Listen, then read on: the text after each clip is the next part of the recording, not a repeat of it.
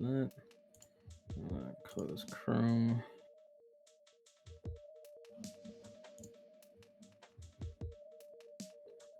All right, well, I'm good. Right.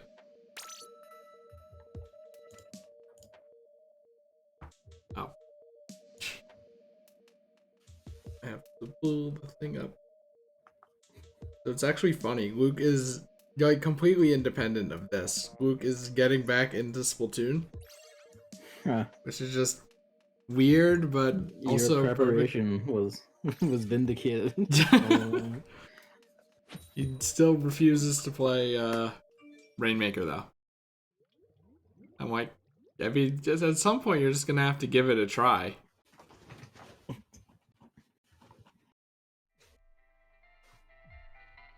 How have you been?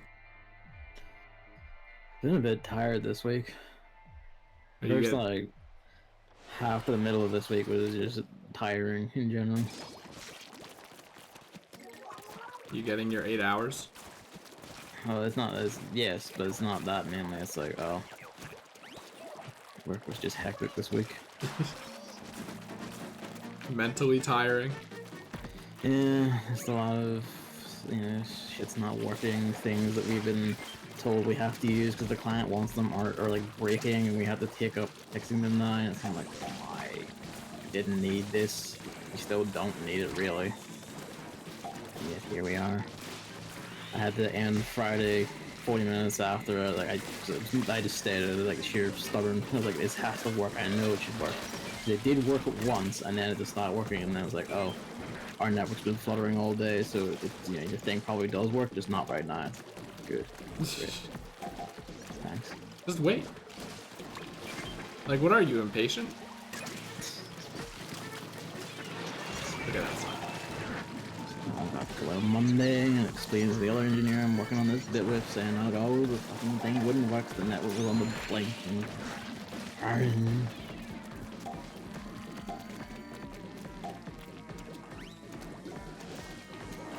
on this job a year, and I already understand everyone who's ever complained about software engineering.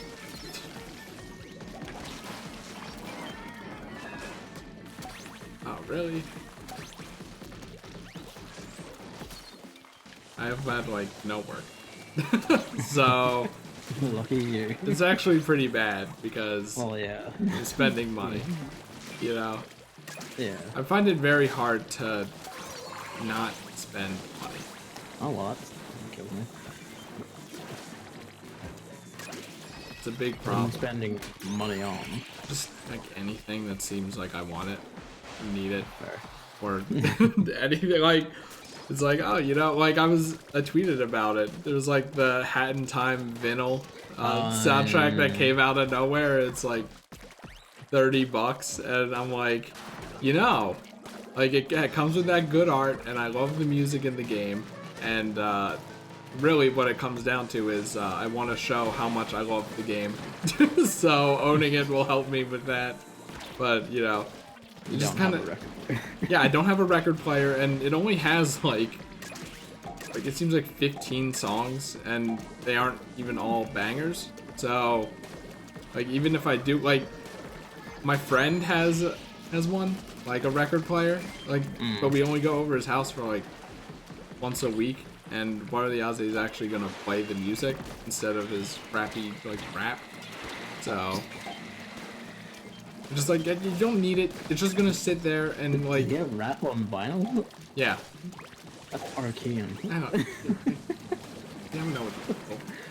So weird, but yeah. Okay. And like, God bless Luke. He tries to, you know, give me opportunities to say how much I don't like it, but then it doesn't listen. Friend Jake does not listen. I mean, to be fair, it is his house. It is his house, but I'd rather just listen to Smash, you know? Some people listen to actual music. I mean, I think about it a lot, but like, do you think like people who don't really know anything about video games are just kind of aware that video game music is now like, you know, orchestrated and done with actual instruments instead of bleeps and bloops? No, they probably don't care. They're probably not even aware the video game's house music. I Let's be mean, real. yeah, you know, Pac-Man didn't really have music. Like, because his coworkers over, and it's like, they play Smash or whatever, but they never played Smash before, or like, rarely play video games, so So it's just him destroying them for. like, he tries to be, you know, merciful, but I have to imagine it doesn't work out. But I'm always curious, like, have you seen Smash's roster? One thing I always think about is, like, there's so many characters. Someone who hasn't played video games before, like, how do you think they would choose a character? Do you think they would, like, go What they based like on the look of. appearance? Yeah, it's either like based on appearance or like anything you might vaguely know through cultural osmosis. So like, they'll play Mario or they'll Yeah. play Pikachu. It's like, I completely forgot about Pikachu. I was asking Luke, you think he knows who Super Mario is? He's like, I'm pretty sure he knows who Mario is. I'm like, do you think he knows who Pac-Man is? Do you think that's beyond his time? Because No, Pac-Man's still on though. Looks like he's 19 years old. And he always calls him a kid, and I'm like, Luke, 19 years old, like, isn't a kid. Kinda is. See, but that, so that he's telling me about, like, you know, how like, relative to us, he's just so inexperienced and stuff like that. I'm like, I get it. Like, you know, it's like how when you were in second grade and you thought that the third graders were like the oldest kids in the world, and then you think about third graders now. Never thought that, because in my school at least, there were like, we saw like every year above us. So it'd be like, you know, like there's the legendary primary sevens. They're a mighty 11 years old. Yeah, I guess when I was like 5. the school I came from was kind of a private school where it, like, only really went up to 6th grade. Okay. And that was like, you know, that was beyond conception for me as a kid. But yeah, so I'm like, well, you know, if he's really a kid, do you think he knows who any of these characters are? But just like, it makes me wonder, like, what's the pick rate for characters when, like, people don't know any of them? Like, I feel like Pokemon and Mario have like pretty much the highest by far. I mean, but like, let's say they don't even know who Mario or Pokemon are. Like, Mario probably has priority because he's the first character on the list, but like, Yeah. you think people go, oh, I like apes, I'm gonna pick Donkey Kong, or oh, I like crocodiles. I go like, oh, he's got a funny monkey smile. And then, like, go from Don't there. know that he's like a rampaging corporate capitalist thing with fucking consumer tie or whatever. I guess, like, it's kind of the same thing with, like, fighting games. Huh? Like, I could probably apply that to a lot of fighting games. Well, not so much anymore, but, like, they were playing original Guilty Gear, and I didn't really recognize half the characters, and there was, like, this old dude with a giant sword, and I'm, like, immediately drawn to him. But I'm pretty sure... Hard, really. You know, I don't even want to really say it with you around, but like, I'm pretty sure I read somewhere that he's like bottom tier, like the worst character in the game. I don't know which game, but Nah, like, he's reading fucking Guilty Gear tier reasons and doesn't even play other fighting games. I'm always curious about the tier lists, even though I shouldn't. Like, did I ever tell you, like, we're playing like a board game. It's called Zia. You like did not know. It's like a space kind of game where you kind of randomly arrange the galaxy, so they're like planets, and you can do shopping and stuff. And your ships each have individual abilities. Yeah. So it was like, they were trying to explain the game to me, and they're like, what ship do you want? And I'm like, can I look up a tier list? They're like, do not look up a tier list. I don't even know if that exists. Video games have ruined you. But like, there has to be a tier list, right? There's an NBA Jam tier Not list. necessarily. NBA Jam's a video game. Like, it's so funny that NBA Jam has a tier list. Like, they're actually just people that are better. NBA Jam, as far as I know. I wish NBA Jam was on, like, Switch Online. Speaking of, Because you can't really emulate it. Hey, what? rumor goes, and Hammer was telling me about this during your stream last night, over in, like, fucking whispers. Apparently, like, a Canadian retailer released Street Fighter 5 for Switch. So there you go.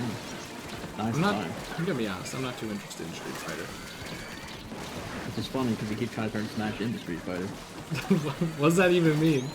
No items, 1v1s only. That's like any fighting game, though. Street Fighter is the. I know it's the fighting game. That's why I'm not too interested. It's for normies. And it's not anime enough for me, if I'm being honest. Smash is for normies. What are you on about? No, Smash is for children. Are you saying children aren't normal? I mean, have you been around them? Tragically, yes. They're all over there, but I'm not going over there.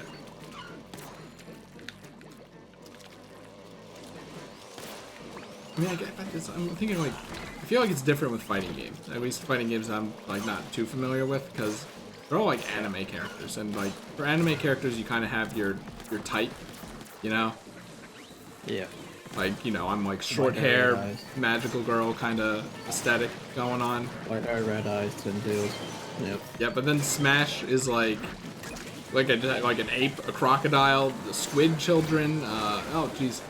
I mean, that's easy enough for me. For me, then it's just like, okay, who looks like fucking Rad and has like, you know, a covered face and other shit, and it's like, oh, zombies, right? Normal ass man, Master Chief from Halo. This is, I guess, Space Marine by that point. I would play Master Chief. If nothing else, the Spartans in Halo actually have fucking rad design. Giant, like, Space Marine full piece, fully covered in armor, with like rad looking helmet visor. Oh, fuck me then. I tried the trigger splasher and was killed on the exact frame I used it. Just instantaneously. Is it worth it? No. I waited for like 10 seconds to revive the person on the other side of the map when I could have just been getting eggs and then maybe tossed a grenade.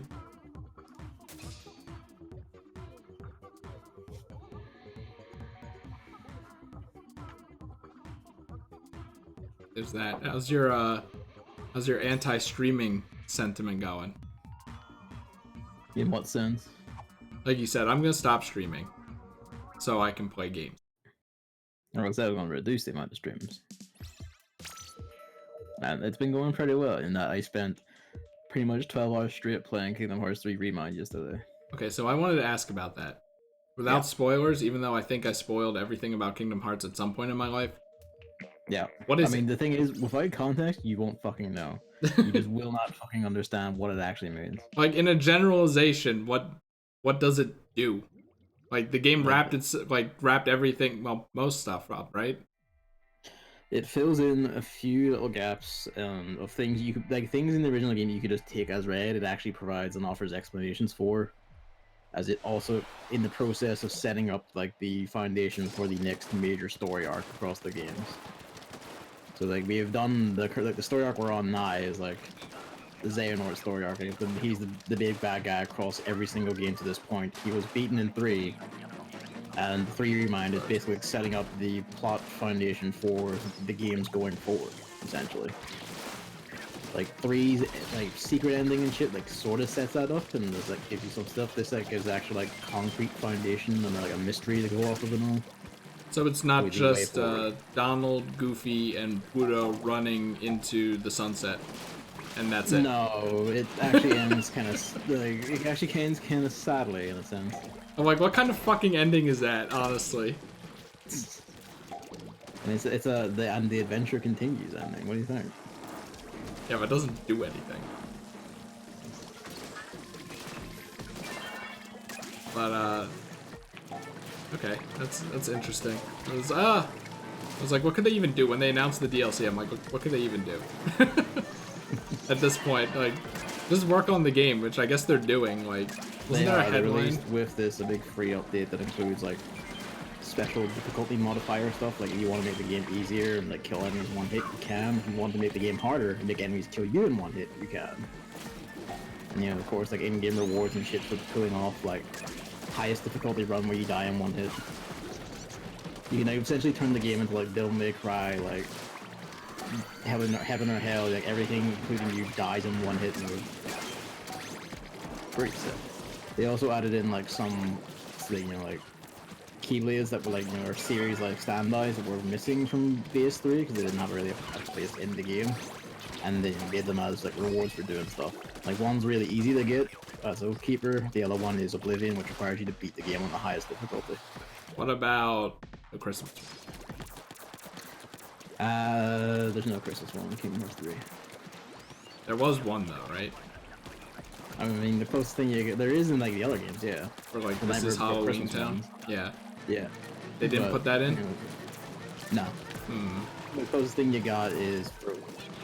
Hmm. There is a Keyblade in there you would absolutely 100% love because it's exactly your aesthetic shit. Does it have Christmas lights wrapped around it? No, but it is based off of like old 1920s and 30s cartoons. Oh. Oh yeah, isn't there a Steamboat Willie yeah, level or it's something? that sort of one in Kingdom Hearts World 2, but then 3 has its own, which is different. Which is gotten by doing optional shit, and it's pretty nice. It's also really strong. It's actually like one of the better, pretty much the best before like Oathkeeper got at it. The best magic Keyblade outside of the Ultimate Weapon, which is just the best Keyblade in general. So like I think I read a headline that's like Kingdom Hearts 4 is going to be a lot sooner than you think. Yes, was Nomura said that like there. He said like in addition to like a new mobile game being announced, they're also going to, the next major Kingdom Hearts game is going to be. He said there were 2 in development. He said the next major one will be closer than you think. Well, I mean, after Kingdom Hearts 3, that could be any amount of time. Well, that's the thing. Like, you know, people sass, but the main thing is like Square Enix all this time has just been like trying to put themselves back together after they completely fucked up all the development pipelines and shit with Final Fantasy 13. An abominable mess that basically ruined Square Enix for the better part of a decade now. Like, the reason why stuff like Final Fantasy 15 and Kingdom Hearts 3 and all takes for fucking forever is because they're still putting their shit back together and getting stuff organized from the fucking mess that was Final Fantasy 13. You make it sound like it was actually a bomb that went off in their office and then caused a fire that destroyed all documentation. It might as well have been. That doesn't make any sense. It had its own, like, they were like, oh, before Final Fantasy 15, Square Enix made all their own in-house engines and shit, and they were doing that for Final Fantasy 13. That was called the Crystal Tools engine. That engine was a fucking nightmare. Not helped by the fact that the PS3 was a fucking nightmare to develop for. It was made for that. That engine was a fucking nightmare. It was extremely expensive. They could barely use it for anything. Like, they had to put so many people, so much time, and so much money on Final Fantasy 13 that it wrecked everything. And then they kept trying to do the we want to make our own engine shit for a while after that in the 13 sequels and shit. And it just ruined everything. Like, they had too many people working on too many things. Like, fucking Final Fantasy 14 came out, collapsed terribly because it was a badly made game. So they had to remake that, all the rest of it. A big part of why Final Fantasy 15 and so on took so long to develop was because they were indecisive of what engine to use. And eventually, like, they shifted all their stuff now to Unreal Engine 4. Like Kingdom Hearts 3, Dragon Quest 11, Final Fantasy 7 Remake is on Unreal Engine 4. What about like that. What about the next Mario? They don't make Mario first. Mario in Unreal Engine. That's all. Literally, that's all I think about when I think of Unreal. Like, I know it's an amazing engine. It's not, you know, worth like, you know, being shitty about. But I mean, it's really good. Cause, like, when you think about it, like, fucking the recent Guilty Gears and like Arc System games are all Unreal Engine. Like, look how they look compared to like fucking Fortnite and shit. It's a very flexible, very powerful engine. It's like I can't help but like initially think about it as like something stupid. Yeah, you know? that thing with like the hideous, ugly Mario texture face in it. This is what Zelda would look like in Unreal Engine. Yeah, it's just loads of prefab shitty assets. I'm like, this looks so realistic. It's like, it doesn't fucking look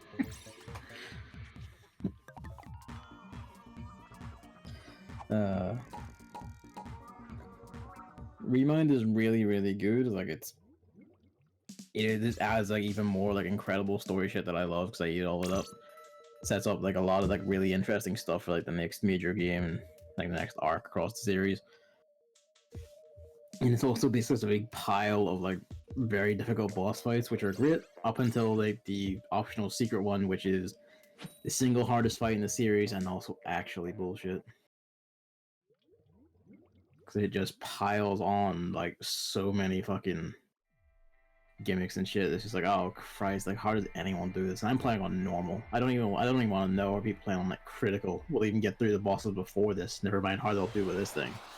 This thing killed me in 5 seconds on my first attempt. Like, it just fucking, like, he just opened, did a big massive wizard attack, just stun locked me from food into nothing, and that was it. I was like, oh, okay. Sounds like you'll love High Dragon Trials in Dragalia then. That's the sort of thing that is, I'm never doing them. Just never happened. As an aside, they're making it easier. I don't know if you saw the update thing, but like they're adding revives. They're adding revives and stuff, and I'm like, ooh.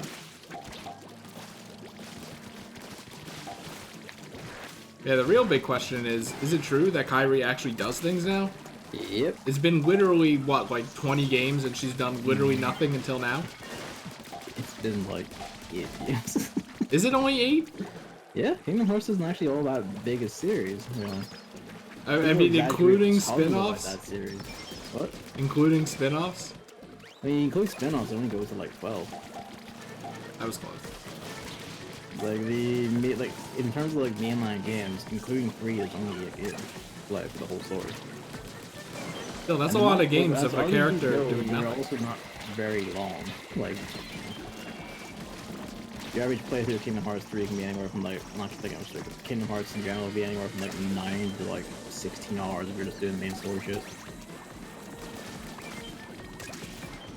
But yes, no, she's been shit on by the series forever. Has been denied the ability to do everything forever, even in Kingdom Hearts 3, where she finally got a keyword and just ended up doing nothing.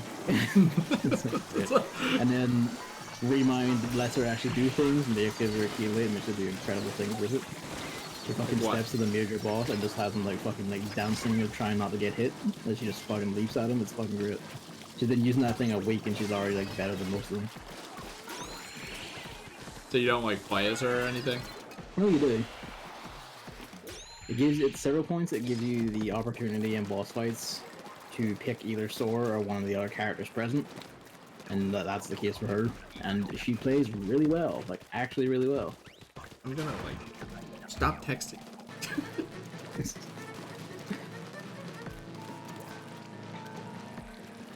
She has, like, for instance, her opening attack at the start of her combo, if she's not in, like, the in front of stuff, she will just chuck her keyblade and just warp across the entire map to hit whatever she's targeting. Like, she's insane. She will just hit things from across arenas and just warp straight to them, which would be an absolute godsend if Sora could do that.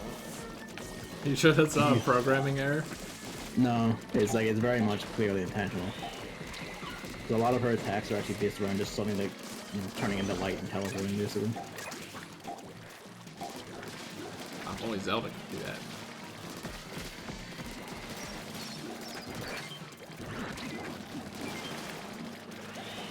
Hello, Mamley. Yes, it's the weekly fish murdering podcast. More or less. Yeah, Remind is really good. And I'm just sitting here just, you know, like, shouting what over and over again and just wondering what the implications of where this is going to go next. Yes, I'm really enjoying the new Kingdom Hearts DLC. I'll probably stream it at some point just to complete the set on the channel, but I'll be down to the line a bit.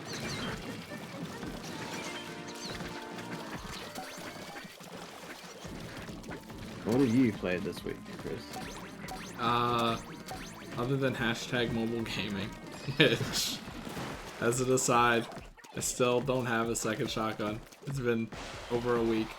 What chapter are you in? I've told you already, if you're trying to get it for the chapter 5 boss, the chapter 5 boss will murder your shotguns. You do not fight that boss with a shotgun. No, I beat that. I'm in like 6. The same thing still applies with chapter 6, by the way. 5 emergency, then like 0, 4. I'm all over the place in that game, just trying to find combat to do. I mean, if you got the 0-2 done, 0-2 is like a good place to grind both EXP and cores if you're ever just stuck for something to do. Yeah, that game isn't very grinding friendly, so. I would argue completely the opposite. It's just very brainless. Once you just run them into the enemies and that's it. You can't just start a mission and then just be like, alright, do your thing. Like you have to attend to it. Really. It's like You set them a path and then that's it. Yeah, that's attending to it more than I would like.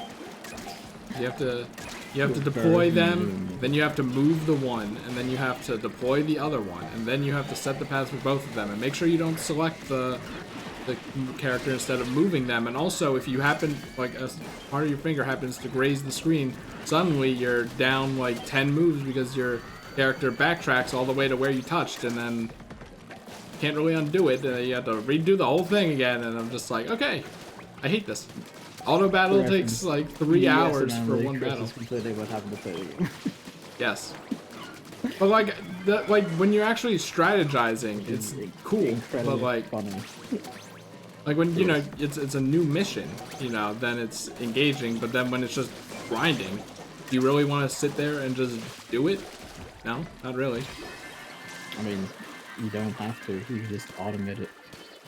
Like I said, it's not It that takes convenient. like maybe 20 seconds. And then you have to look back at it every 3 minutes or whatever. Or not 3 minutes, every like minute. For what? To start the process again. There's way more than a minute. You can't just say, alright, do this, and then I'm gonna go do something else, and then, you know, You just not have to waste check it, like, time every doing it. 10 minutes or whatever the fuck, because it takes much closer to that than a minute.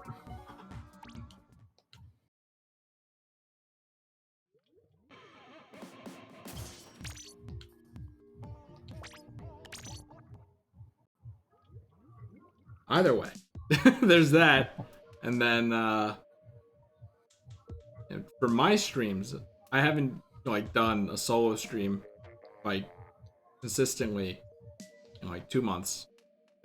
I think, something like that, Everyone right? just kind of stopped you and said, play our game instead in January. Not really. It was just like, yeah, I'll do it. I didn't even really realize. And it's kind of funny, like, no offense, but, like, it doesn't really feel like I stream when I stream with other people, if that makes sense. Like, I guess just because it's so, like, natural in a way. Like, I'm not saying, alright, like, alright, now I'm gonna stream. It's like, alright, I scheduled this stream with someone and I'm doing it, you know? Something like that. So they don't really feel like streams, and then a lot of the time it's like, well, it is progressing through games, isn't it? Like River City Girls and Final Fantasy. But it doesn't feel like it in a way. It's weird. I don't know how to explain it. Like, solo streams are just an entirely different thing for me. So, and you know, sometimes it's just good to talk about the game and not like with someone else, you know. Once again, no offense or anything. It's like an entirely different kind of mode that I go in, and I think that's like probably my strongest suit. My ability to talk about a game for 5 hours straight and not really like run out of things to say and have to talk about like my day or something, I think is ridiculous but also satisfying to me. And you only really get that in solo streams. Although that's probably not true, but that's what it feels like. So, yeah, I was playing CTR because of the Christmas event. I'm like, I wanted to do this anyway, but I might as well start now because the Christmas event. That ended. So I was kind of in this weird spot where it's like, well, CTR isn't really progressing through something, right? Like, I'm already familiar with it. It's like, it's different because It has a single player mode to progress through, doesn't it? it does, but like, you weren't playing CTR to play the single player mode. Like, you're playing CTR to, you know, play online and with friends and, you know, just a kind of consistent thing to race, maybe learn it, you know. I'll definitely learn CTR specifically. But like, the thing was, like, I don't want to sit down and like learn CTR, you know. Like, I have a bunch of other games I want to get to, so That's why I was kind of like, should I like just kind of forgo it? And people were like, no, it's fun to watch. I'm like, it's fun to play, even when you suck at it. Like, if you watch my stream, I was having a fun time trying to. I mean, I was one of the ones who voted for you to continue because I was like, yeah, just like play it. Don't discourage yourself into thinking no one wants to watch it. Well, no, that wasn't the problem. It was more like, is it worth my time? You know, like at some point I want to. That's a question purely for you to answer. Well, that's the thing. But like, if people enjoyed watching it, that's like kind of a part of stream. Like, Carl almost definitely didn't want to play CTR, but I kept pestering him to do it because I enjoyed watching it, and it's just a fun game to watch in general. So I figured a lot of other people were like that. Like if Carl was just like, all right, I'm gonna give up on CTR, I would have like been sad. I didn't want other people to feel that way. So, you know, as I do with a lot of things with my stream, it seems. I put it up on a poll on Twitter and then retweeted it like 5 times. I am my own man and pick all my own games for myself based on my own fucking games. Oh no! You don't wanna watch like fucking 5 streams of hard way so you can just fucking my game. It was more like, you know, like I could have gone either way. It's like I keep saying, CTR is fun. It's just, I feel like in order to get anything out of it, I have to grind it out. Like it's not even like it's something you have to keep coming back to. It's not like, you know, learning a language per se. Like, well, it kind of is. Like you have to really sit down, buckle down, and learn it. And then probably after a point, like once you're familiar enough with it, then you'll be able to just kind of remember things naturally. Like, I haven't played Mario Kart 8 since Mario Kart 8 Deluxe came out. But if I pulled that game up, then I'd probably still remember the turns. Like, I'd have to kind of get used to tilt controls again, but I probably still remember all the turns and shortcuts and stuff. Be like the people who are reminded that like, Street Fighter 5 exists, so they refuse to go past Street Fighter 4. I mean, I wonder how dead Mario Kart 8 is. I have to fix my Wii U gamepad anyway. Like the triggers, which are item and drift, the 2 most used buttons in Mario Kart, other than A, are gummed up, so that presents a problem. Notes that Crash Team Racing seemed fun to watch for the few minutes you could catch. So there you go. Yeah, that's like something like, at some point, I would love to do it, but it's kind of like, I'd like to get good at Smash as well, you know? I'd like to get good at Splatoon. It's probably never going to happen, though. Because it just takes so much time, and I want to, like, I value kind of playing new games more than getting good at other ones. Everyone's dead. He's in the fucking moon. Oh, there we go. He's a god. Now I'm finally getting the Bug Fables, and so far it's interesting. I have to. It is comically Paper Mario. Yeah, it is super Paper Mario, but not super Paper Mario. Like down to some enemies just being the exact animation of like the Paper Mario counterparts, like the seedlings. Yeah, like the Paragon and stuff. Yeah. Yeah, it's like that's so weird, and I can't help but laugh. It's like, and it kind of, it. it kind of lacks a polish as well. I feel like it feels very much like an indie game, you know? Yeah, it's always the thing with like, especially ones that are trying to get Nintendo stuff, is that there's a lot of really subtle little things Nintendo does and has in their stuff you don't actually realize until you actually really think about it. Yeah. And, like the music doesn't seem too high quality. Like that's another kind of thing. Not like it's that bad. Like really what matters is the gameplay, which is solid because, you know, Paper Mario and has its own unique things. And writing, which there's a lot of writing, just a lot of flavor text, so much flavor text. It's ridiculous. I mean, it is an RPG. Yeah, but like more than I would have expected, that's for sure. Like that, you know, you can tattle every single room and every character has some comment about it, which like Goombario also did, but yeah, like every character commenting about it is interesting, and like each kind of big area has its own or like I don't know what you would call them, like point of interest, has their own like few paragraphs written about them. Catalog, recipe log, items have flavor text as well. It's just wild, you know? So that's definitely a strong suit of the game. Yeah, I think a lot of it is just me having to get used to it and grappling with the Xbox controller. Since I've been so used to using the Switch and like PS4 controllers. Is the PS4 controller button layout the same? It's always hard for me to tell. I mean, how do you mean? Because it is like the same 4 buttons in the same 4 spots. And... Yeah, okay, A is like on the bottom. Yeah. Okay.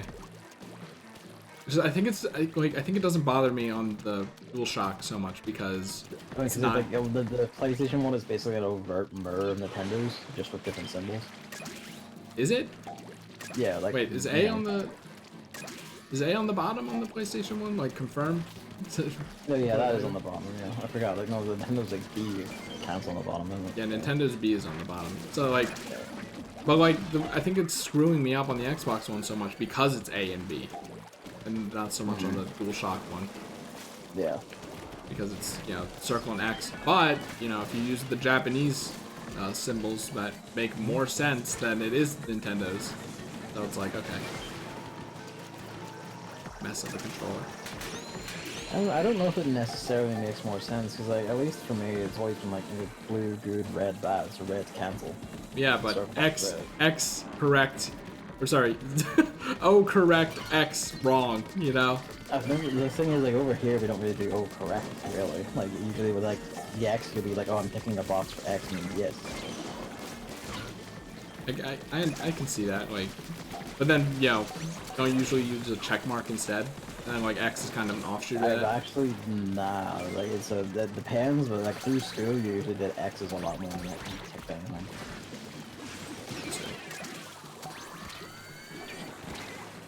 Like forms that would fill at I would use like even then it's like it'll be like a mix between like tick or X. Like government forms are always like X this box or whatever. I'm gonna be real with you. I never really thought about the colors of the buttons on the PlayStation controller because most of it is black. You know, like it's not like the Nintendo controller, the Xbox one, where it's like the whole button is green. You know, it's like in Bug Fables. There's that move where you have to press the correct button. And I just looked for the color, not so much the actual button itself.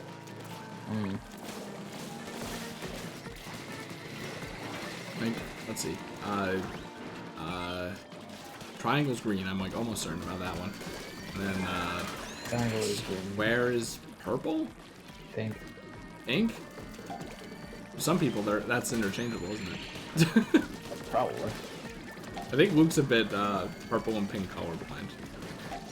Which is funny because he likes both of them a whole lot, so it doesn't really matter to him, huh? Yeah, I guess not. Yeah, I don't want to say what I want to stream next because that has gotten me in some trouble on my own. Got me in trouble. Like, it's not so much like I'm in trouble with someone, more so I'm in trouble with myself. Because then I'm like, I don't really actually want to do that next. I like thought of something I want to do instead. It's like, who really cares? But I do. Like, I'm not a famous streamer who like will get it. Obsessive thing. Yeah, who will get it like warded over them. Like, oh, you said you were gonna play this, but you aren't. Like, and then you get. Like, anyone who does that is just like, oh, well, you know, you could also use the suck my dick constantly. Yeah, but that doesn't stop them from bothering you, huh? So that's not a problem with me, though. It's more just a self kind of thing. But I'm almost certain, and for Gavin's benefit, really, that after Bug Fables, I'm gonna start 3 Houses because that is like prevalent everywhere, and I'm just like actually excited to play it. Just fuck me over, why don't you? Why don't you just play it, huh? What? But why don't you just play it? Supposed to play the Star Dragon Ball Z Kakarot? That's not as important. I find that debatable. Like, do you ever just like you have a backlog? Do you ever just think which one of these is like, which one of these new games is more important to play?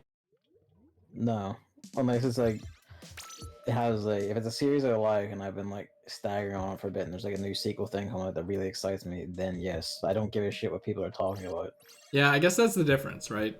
Like I Yeah, haven't so experienced. if everyone's talking like, oh shit, I'm playing like fucking Fire Emblem like right now. It's kind of like I don't really care. Like I haven't really experienced excitement for a game since I was a kid, I think. Like the last big one I can think of is Galaxy 2. I was hype as hell for Galaxy 2, but that was in like 2009, right? Why were you on hype for Odyssey? Well, you know, maybe Odyssey was. Was I hyped for it? Like I don't know. That's what I'm wondering. Like, were that you not hyped for it? like I feel like that's something that I lost after childhood. Like the ability to be like extra hyped for like I cannot wait to play this game. Like it needs to be in my hands. I'm gonna play it immediately. It's That funny kind of because thing. as time goes on, I have like, and I have like, I just get my more like cynical asshole teenage years. I just became more openly and happily excited about things, especially recently. Like, all the games are doing everything I want. It's fucking great. Like, the anime is fantastic. All the movies are fucking great. Everything's coming out. Like, I'm just happy and hyped for a lot of things. It's not really shame or anything for me. I would hope not. It's just I have to wonder like why not, you know? Like do you think I think it might be because I'm so aware of my backlog now. Like I want to get games done I more feel like that so. approach can hurt as well, though. Like, because that sometimes it'll seem like you're just doing it out of the obligation to just like tick out like a checklist. You know what I mean? I mean that's kind of it, but at the same time I'm like the games on my to-do list are games that I do want to play. Like it seemed like something Yeah. I'll enjoy or something I want to experience. It's also kind of the thing where like I wonder like how well like some of them are actually suited to the stream environment, or at least the way you run your stream. You know what I mean? Yeah, like But you have a concern to move on quickly or like not like linger or whatever the fuck. You know what I mean? yeah, I see what you mean. Like a stream could Like ruin it. that's why I'm saying like for instance the A11, don't play that on stream. But you just play that yourself. Yeah, that's like a lot of reading. That's why I'm like VNs. Like what I did 3 VNs I think before either on YouTube or stream, and I'm not happy with any of them. So I'm just Yeah. kind of like visual novels are not stream I genre. quite enjoy like my own stream of the A11, but that's in part because like of the way I run it, which is like, come in and talk about any old bullshit you want, maybe taking the game as while you're there. Like the A11 being just like a comfy thing doing its own little thing was great because I could focus on it and just step aside and talk about shit while I was also passively absorbing it. I just crawled along now.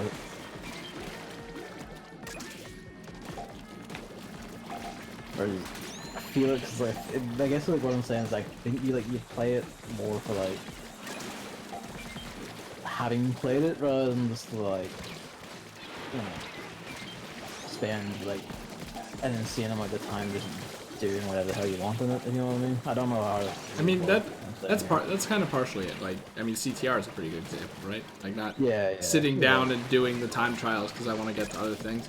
But I think Yeah, basically exactly that. Actually. like that's partially just like from me being so stagnant, you know?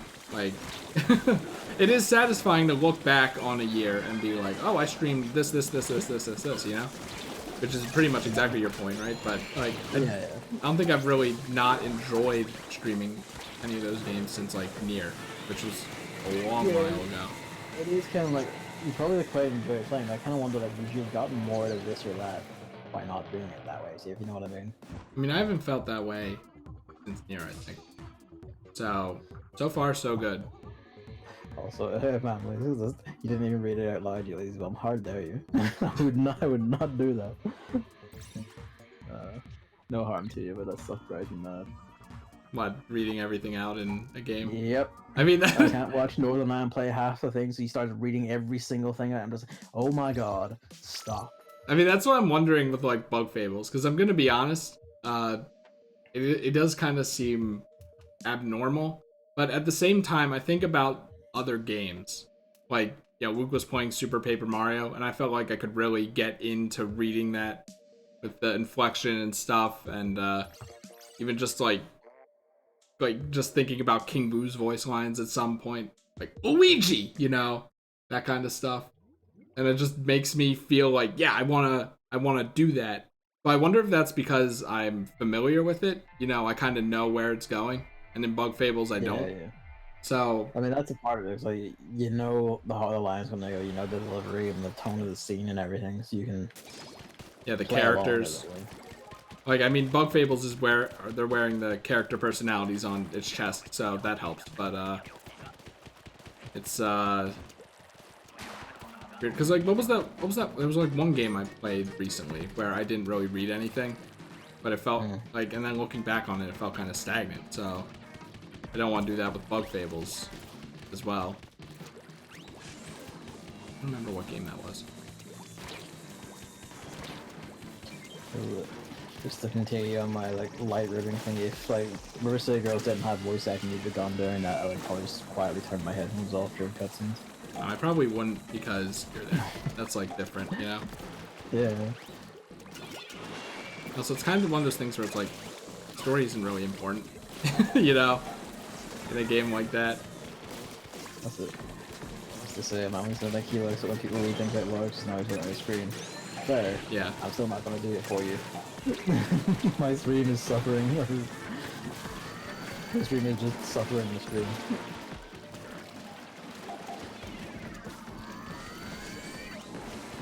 It's like the difference is like, Bug Fables has non-text parts, aka like exploration and battles.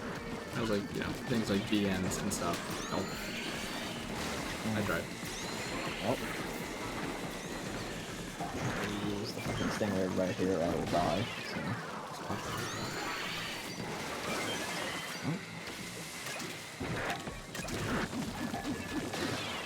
Why would you pick that up? Oh my god.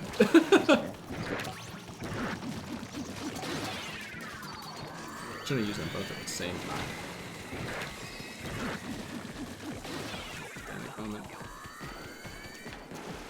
Yeah, I'm actually curious how 3 houses will go, because a lot of it, well, that's voice acted, right? Almost fully, right? Most, well, like, muted cutscenes and shit, probably. I don't think all of it is. More so than Final Fantasy 15, 14, I have to imagine. Because people post clips on Twitter and stuff of, like, support conversations, and that seems like it's all voice acted, so that's good. Yeah, that one all the, So that's like, good. you know, talking to them or standing about their place is probably not probably. Yeah, which isn't a problem. Yeah, I can manage that. And I have heard like nothing about the gameplay, and I don't really know anything about Fire Emblem gameplay, other than Fire Emblem Heroes, which is not a good representation of Fire Emblem gameplay. It's super light Fire Emblem. All I know is like you have things where you can revive your teammates even in a permadeath mode, so like I don't know if I want to use that or not. That seems like resin, you know? But if there's a game balanced around that, who knows? Usually, yeah. Unless there's different pieces that are tough. I mean, that's kind of what I yeah, come in, like, you know, just chat shit while I'm just working through my backlog. Maybe you'll see something you like, maybe it's something I want to show people, like Deadly Premonition, because it's fucking good.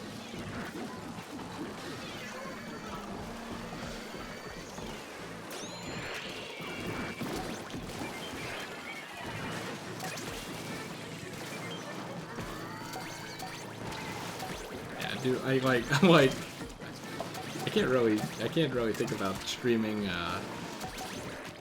games I've already played, at least at this point. You slam through like Mario Sunshine so fast you could probably just do that. But yeah, that's kind of different.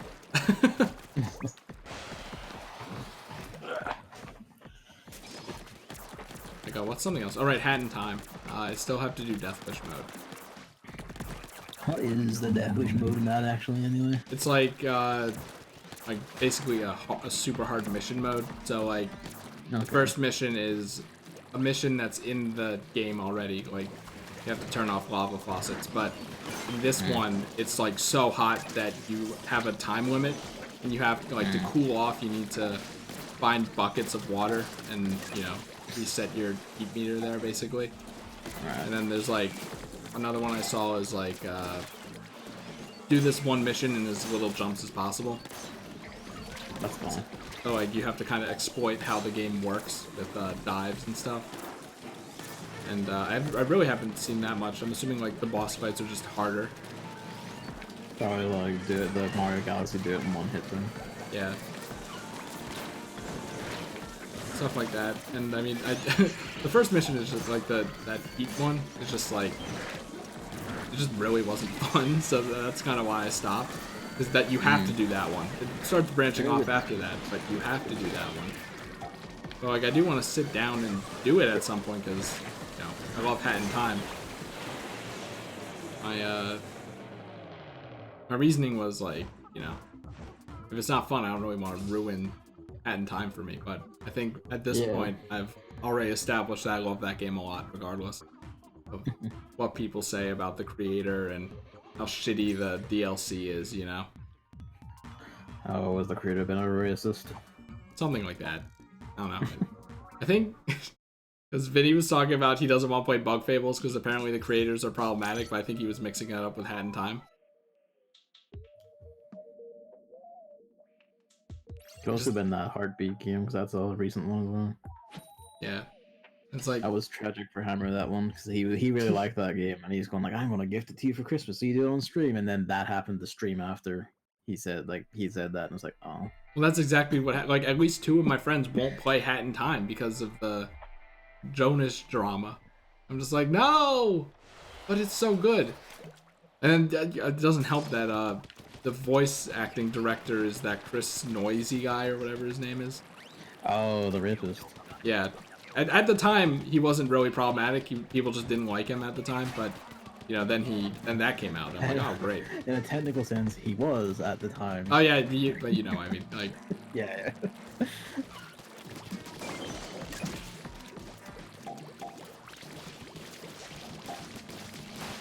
It's like it's such a good and charming game, and like, no matter how many times I see the cutscenes and stuff, I'm always charmed by it, which is wild. You know, I think they wear off.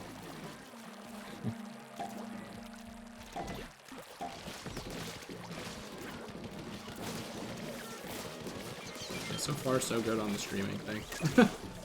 We have this, solo stream stuff, and Final Fantasy, which I might do later today if Evan's down. Yeah. Who knows with Final Fantasy at the moment. I'm at least glad I gave it a shot. But I don't know how far I want to continue into it. We'll see. It's now I've reached the actual game apparently, so. And I still have to find a class that I like. Which makes me so sad that the magic book class sucks, because thematically that's my favorite. I mean, is it that they suck, or is it that they're just hard to use by yourself? I mean, maybe that's it, but like, you can only do one action per 10 seconds. Is that very fun? I feel like that's just an MMO thing. Is it? Like, I if you ask, is that very fun? My immediate response would be, no. Yeah. It's an MMO. I have no idea how MMOs played. That South Park episode of World of Warcraft hit, and I tried to ask my mom if she would get it for me, and then she didn't. And then that's pretty much where my MMO experience ended. It's funny to me that that's like the message you took away from that episode was play World of Warcraft.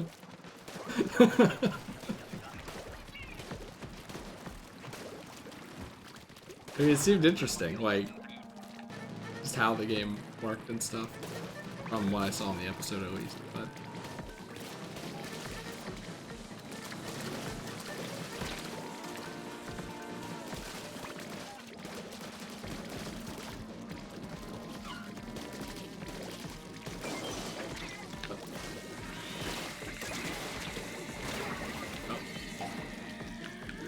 Oh, good, great.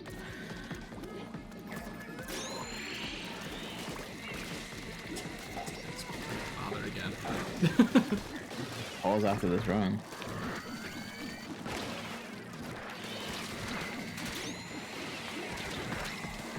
Oh, he's a god.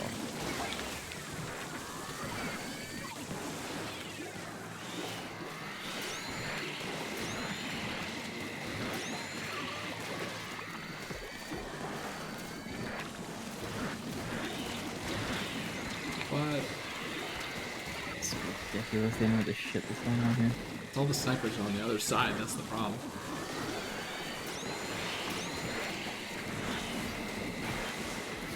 Oh, I screwed myself. They all targeting me. There's no way.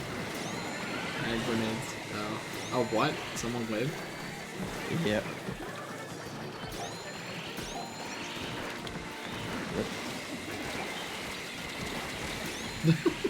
Eggs, I guess.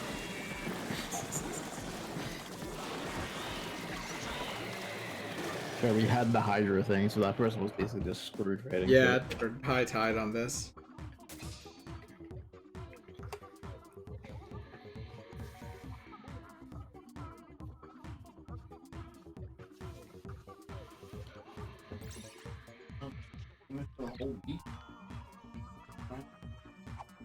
Get my wallet. I feel like you probably should. That's her prerogative, not mine. While you do that, I'm gonna consult Girls Frontline.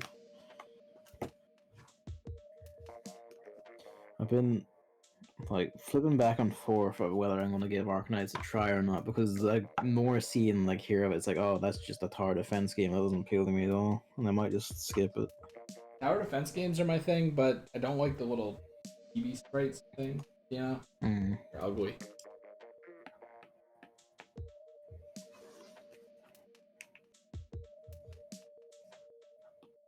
Yeah, I think I might just forego Arknights, honestly. Which is a shame, because I really like the player character design is great. All the character designs are great and the art's great. But It's funny, I think the game is about, I mean, I played like the first mission. I think it's about like being an animal girl is like an infection and they're racists who want to kill them. And that's probably what the game's about. probably. Like Girls Frontline later on just evolves into full tilt, like, you know, stories about the morality and reasoning of AI intermixed with just a Metal Gear Solid almost exactly.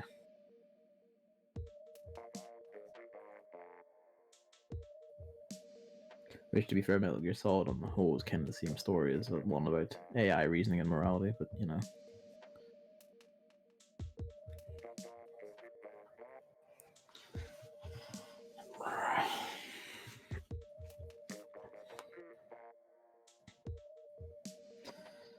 Yeah, I might. I'll start either Dragon Ball or Fire Emblem today, and then just flip between them in my off time. Oh, did you finish the Kingdom Hearts DLC? Yeah, I like tore my way. I think I played it like 12 hours straight. I tore my way to the final fight, like the secret optional fight, and I don't think I can do it. Like I just straight up don't think I can do it because it can just kill me from full with like 3 different attack patterns. I mean, if The it's not closest I've gotten it why is like not? halfway down its health bar, and then it just activates super mode. And it's like, oh well, I'm just fucked. And one time it activated super mode at the start of the fight for no reason, and it just killed me outright. And it's like, oh good, great. It's like Inner Agent 3. I didn't even bother. Oh crap! I didn't realize that Luke's Switch was on the wrong screen size setting this whole time. So there's just been like black bars on all sides. Very cinematic view on your screen. So it's hard to see on a monitor because you know all the edges are black. So.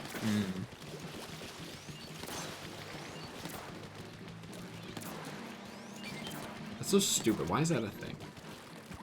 Make your TVs the same goddamn size. Oh, Revolution room.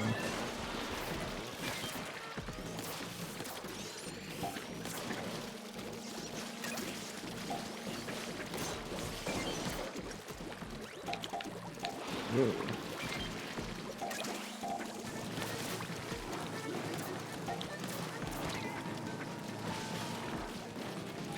Why am I expecting a call in that text?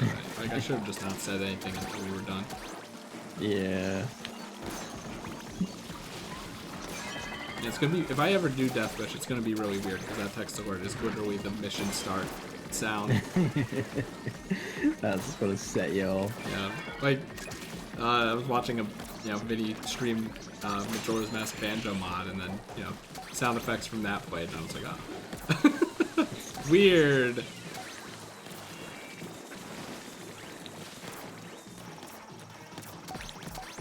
Runs through a line of pickups, and you just go like, "Oh my god, all of my logistics teams are finished."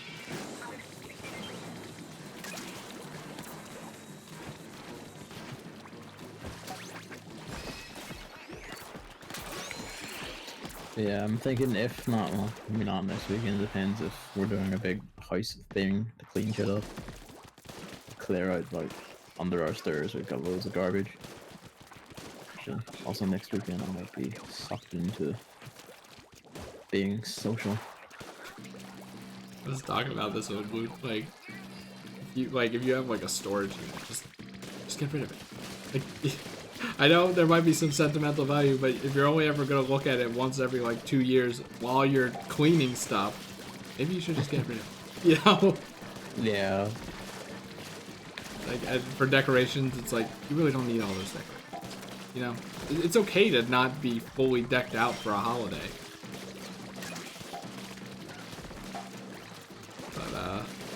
But Luke apparently has a storage unit, remember? Like a Luke's parents. a rent thing. Oh, like a thing they rent and just stash shit in. I forget what started that conversation. I think it's that scooter that he bought for Pokemon Go, and then he stopped playing Pokemon Go a month after, and then he wants to sell it. And I'm like, you should store it. So you should find some place to store it, because I'm sick of it just being in our living area. It's just the scooter just there. Yep. Of all places. Because he doesn't want to put it outside, like understandably so. Alright, fair enough. I was like, well, don't most people leave it in their garage, which is what the door on our balcony would basically be like? He's like, nah. I mean, who's gonna steal a balcony to get a scooter? I mean, that's what Luke is like, so he leaves the balcony door open.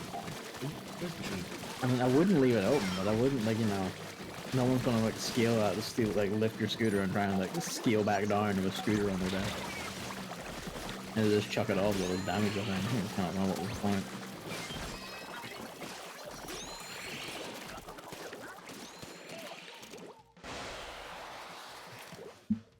Yeah, you should advocate for throwing unnecessary things out.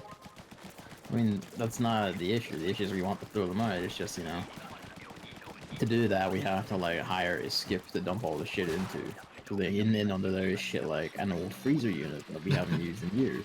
Like a big box freezer unit I could genuinely climb into and sit down in. Well, you're strong, right? Just carry I mean, carry it to where? a garbage can. You don't have to, that's why we hired the skip. So we have a garbage can that can fit it. You know, that's good. That's refreshing, when people actually do proper cleaning. Yeah, because like everything under there is like old garbage. There's stuff that's broken and we're not going to use ever again. We're committed to just getting rid of it. It's just When, how. when, yeah. Like we have to be the order the skip. We give like probably a Saturday, so I'm not in more of it, stuff like that. And there has to be nothing else going on. Like my sister can't want her kids minded for the day, like yesterday, for instance. Well, Stuff like that. And probably give it, depending on how much shit is there, we might have to like drag one of the brothers in to also help, because there's gonna be that much shit. I mean, are you sure you can't just call someone while everyone's home and doing stuff? Because people seem to do that when I'm meant to walk their dog all the time, and I hate it. Like, oh, hey, there's a contractor who's working on the porch. I'm like, yeah, but the thing is, like, over here, like, it's either, like, you live in a housing executive house, so they own it, and they, like, organize that shit for you, and you just have to be there to let the guy in, and if you're not there, the housing executive gets really pissed off of you, or it's just something you're doing yourself. There's no, like, oh, well, we have a whole culture of, like, hiring contractors to do stuff.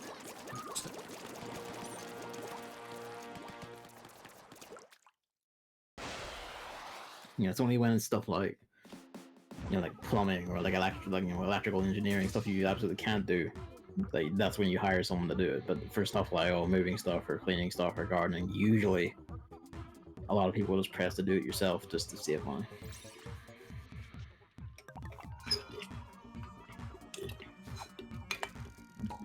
Let me see if I can change the screen size here.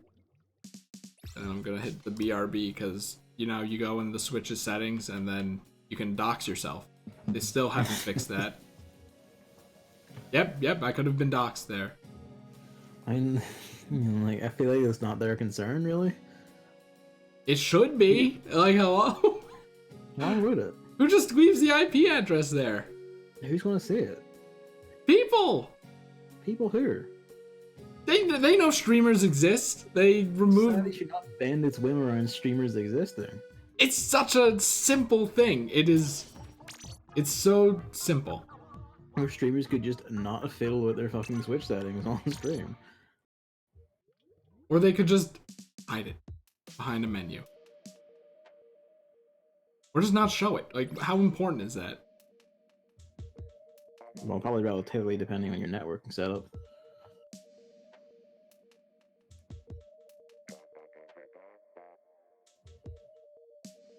Like, it's so funny. Yesterday, a streamer I watched showed his IP address. Oh dear. Like, well, time to get doxxed, you know? I mean, what was the worst that would happen, really? Someone could use it for anything. I don't really know how doxing or IP addresses are useful or anything like that. I mean, like, usually if an IP address, like, narrowing it down to a specific house is pretty much damn near impossible. The closest you can get is, like, a local region or an area. That's close enough for some people, I imagine. I wouldn't want people with that information. I mean, yeah, but if I find out, like, oh, you live in this city block, like, what good is that gonna do them, really? Like, people here already know, like, I live in Belfast, for instance, like, kind of what works. Well, yeah, that's a lot more, broad.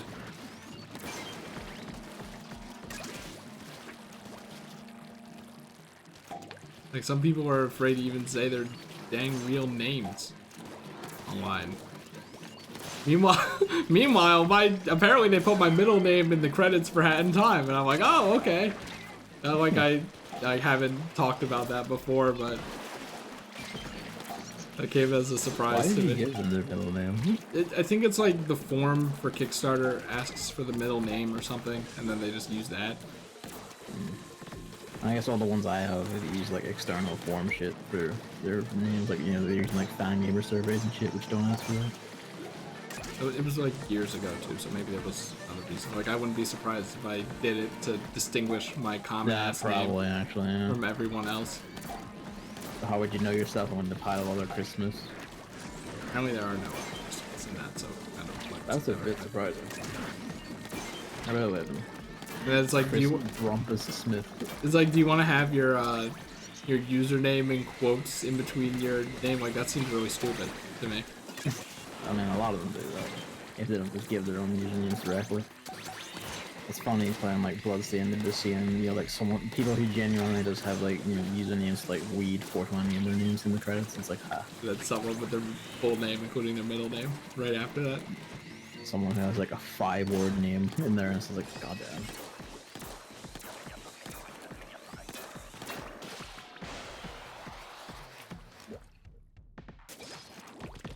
Oh, speaking of revealing yourself on the internet, so hey, Evan.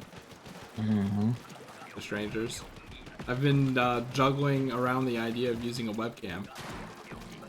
Oh, yes. Part of it, like, NL started using a webcam. That didn't really affect me. But then... that's all there was to it. No. Well, during his New Year's Showdown stream, Carl had a big face reveal because, like, that was something he kept under wraps a lot. Not to, like, bait people, but just me like a stream VOD or clip with him and just had his webcam on, so I just assumed it was just a thing he did. Yeah, no, that's new, and because he was really nervous about people knowing who he was and stuff, and he decided, you know what, I'm gonna do it, and he's owning it, by the way. Like, you know, Twitch's point system, where you can like highlight a message or unlock an emote or something. Yeah. You can have like custom things. So he has like hydrate as a thing. He has spin in his chair as a thing. Put on a certain hat as a thing.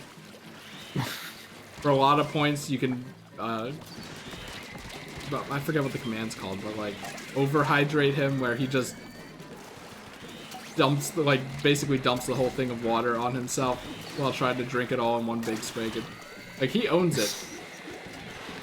And that's not what I'm looking for. I think I might do some channel point stuff, but you know me, I would hope so, because I got 4.9 thousand everything. Like I preferred my stream is all about the game, not really myself. That's just my style. Not like I condemn anyone who does silly things like that or talks about their day, because I find that particularly interesting as well. But I don't know. I do think that I could make it valuable, because a lot of people who have webcams, they just like sit there, have like no. You do have a very expressive face. I will say that. They have like no expressions, no real reactions. I mean, that's why I would. Apart from the fact that I just don't want to do this, it's kind of like, now fuck off. Like, you don't need to see my face for this shit. I don't want to show it anyway, because I'm not comfortable with that. It's also like, I don't react. Like, I'm not a very expressive person, so it would just be me sitting there, blank faced, unless like something would make me laugh my ass off. Your voice is symbolic of your face as well. It just matches is what it is. Oh. Yeah, like a lot of times, literally, I'm just listening to the music and I'm just like unconsciously bobbing along with it. I think that'd be good. It's just the problems are like my hair in particular is just bad. Like a lot of times I like to shower at night because like how my job works and stuff. So, you know, it's kind of hard to see that. Maybe like oil on my face, I guess, but mostly the hair is just bedhead all day. And I look like a crack addict. Is basically how I describe it. So I have to figure out something with that. It's like I don't really want to like if I had to shower before every stream, then I would probably never stream, you know? Yeah. So that would be a problem. And maybe it'll do some good for you. I mean, it would, but then like at the same time, my face is just terrible. Not like, well, visually, I guess I don't really care for it, but I mean like as far as like oil and stuff. I mean, in that case, just get like a face cam that has like a lower resolution, so it's harder to see that. I mean, not even just that. It's just like, even when I wash my face, oftentimes like I kind of like twitch my face to kind of get more like make it more comfortable.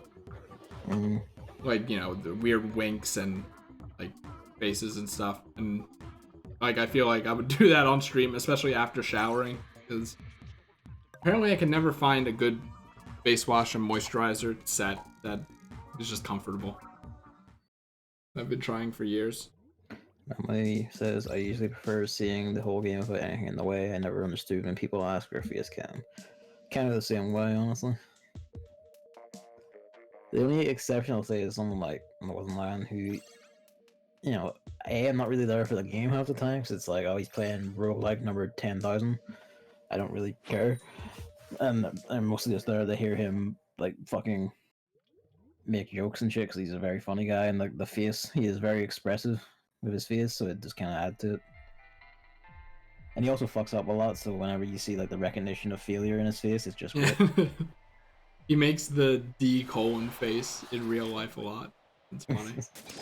Also, he's got cats, so they just walk up and just, you know, like assault his face every now and then.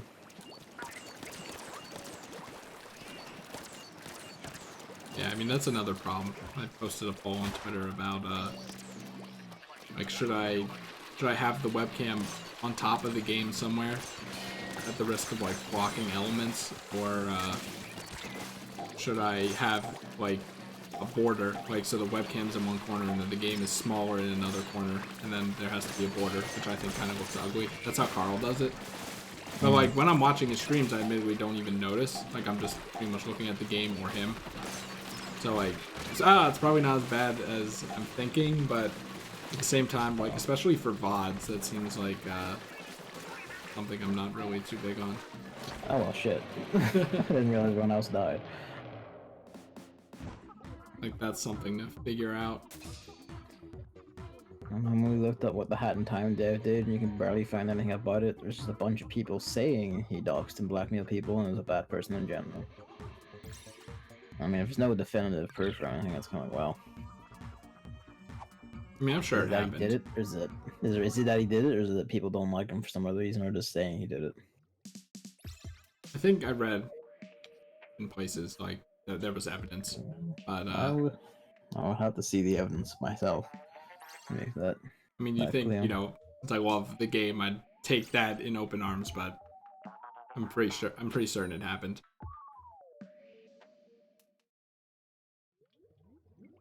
All right, and like sometimes I don't really have a chat, so if the webcam is covering something, no one would really end up saying anything, and then you know me, I always forget everything, so. Like, oh, let me turn this up because the song's good, and I forget to turn it down for the rest of the stream. Like, I can't trust myself with that, so. But then I'd have to make a whole overlay for it. Like, commission someone for it. I'm like, I don't. Just... Like, it's already hard enough. Just do it yourself and MS Paint. It's fine. But I hate how tacky my like BRB and screen things are. I've been looking for someone to maybe do that, but then I don't want to spend money. Like, like the stream's a hobby, but I want to be like professional as well. This is fun because it is a hobby for me, so I just don't have a screen or anything like that. Just like just let the game idle. I don't care. I probably should get one just in case, but yeah. I wouldn't commission anyone for it though. It would just be like a black screen saying BRB. Fuck off.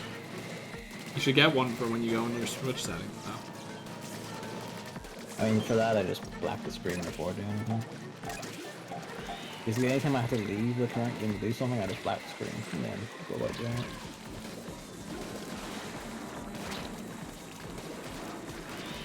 It's weird. Like,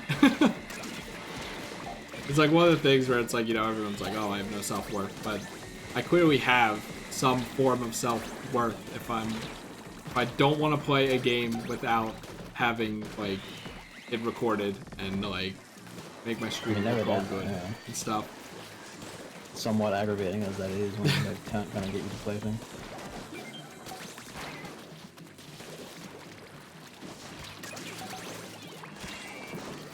I have self-worth because I have something of an ego.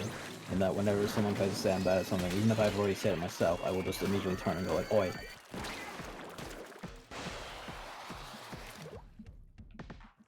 I get to say it, you do not. Is this high tide or medium tide? It's medium tide, isn't it? I don't know. If it's high tide, I'm dead.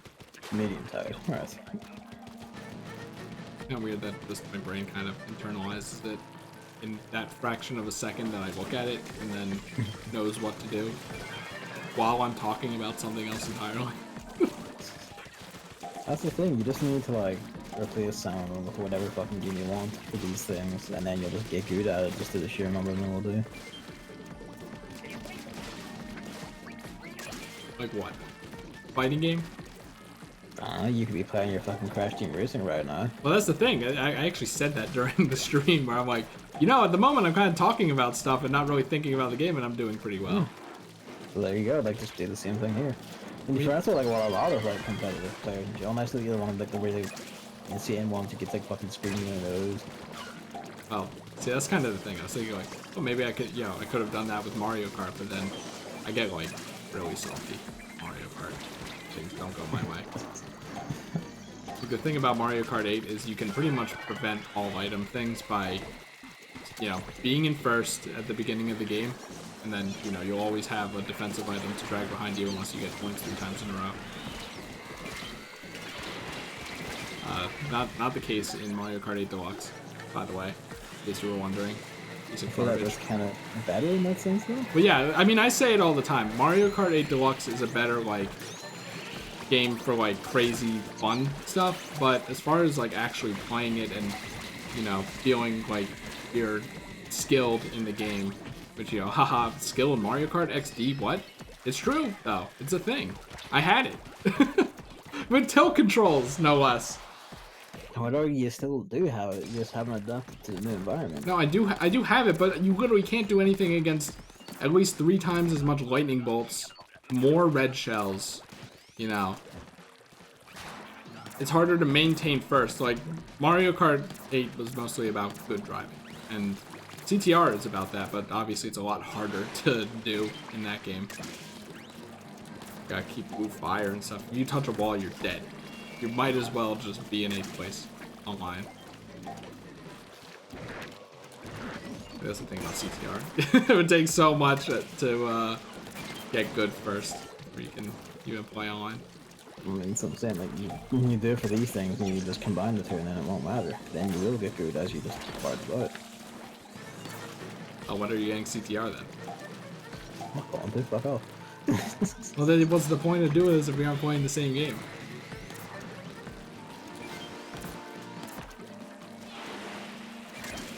You thought Carl and the player Monster Hunt though, but it's the same thing. What does that even mean? For you? Kevin. What? No, I mean, like, no, we got like wrangle someone else to do it. Well, you're talking about replacing Salmon, so.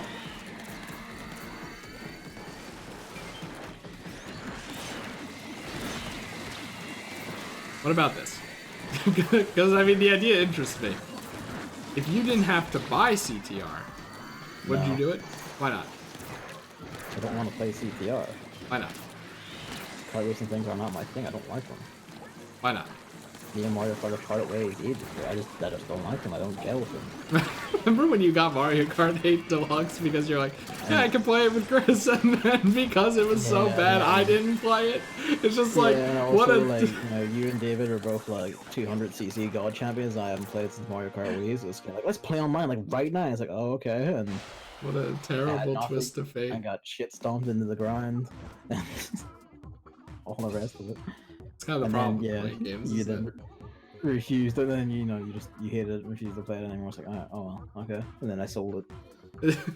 It's either like the thing with playing games with friends is it's either, you know, everyone goes in blind, or at least one person is extremely proficient at it. That's how they know they like it and want their friends to play it. But then as a result, they kind of alienate their friends by being so good. Yeah. Rust is an example.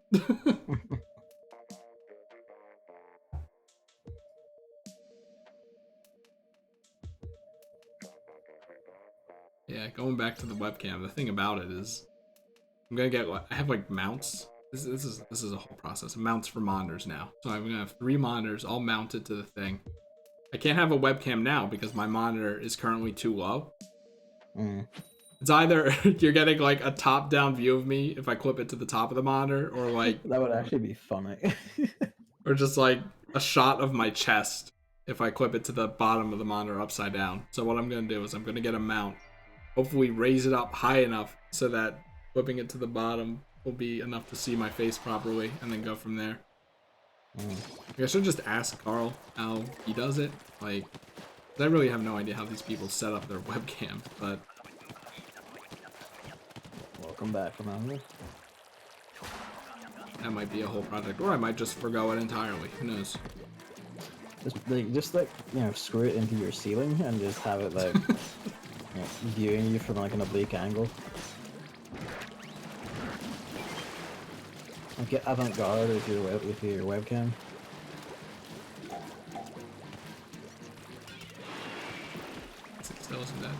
Set up your point system with an array of cameras so that people can change which cameras are currently active whenever you...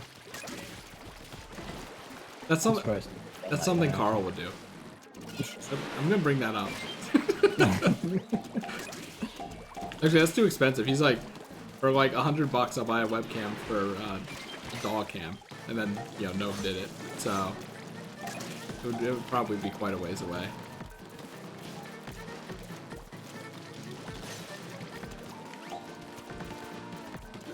Like, I could wall mount monitors, but like I'm an idiot who always wants the monitor be facing away from the door. Not only so I can see. That just comes with living in a probably American Christian household, I think.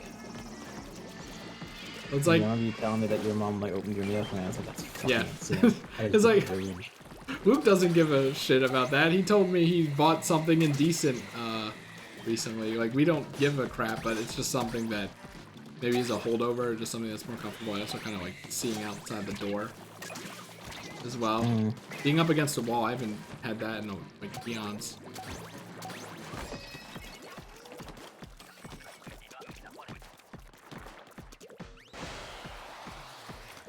I've been desking this room for 2 monitors, so one went to the third one, so a big empty wall in the right spot. I have a big empty wall, but it's kind of like, if I'm going to want like a TV on it, for instance, I'm going to have to wait till I swap TVs. Because changing TV standards and shit.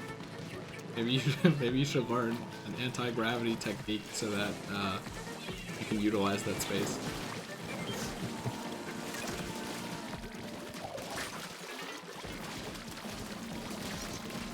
Normally played a porn game. Congrats. What porn game, if I may ask? I wish I know. It's a game of the heart.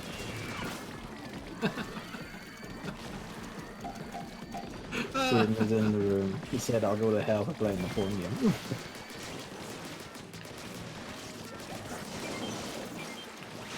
Character has a heart.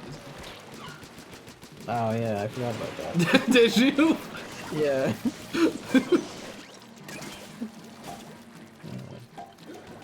That's common.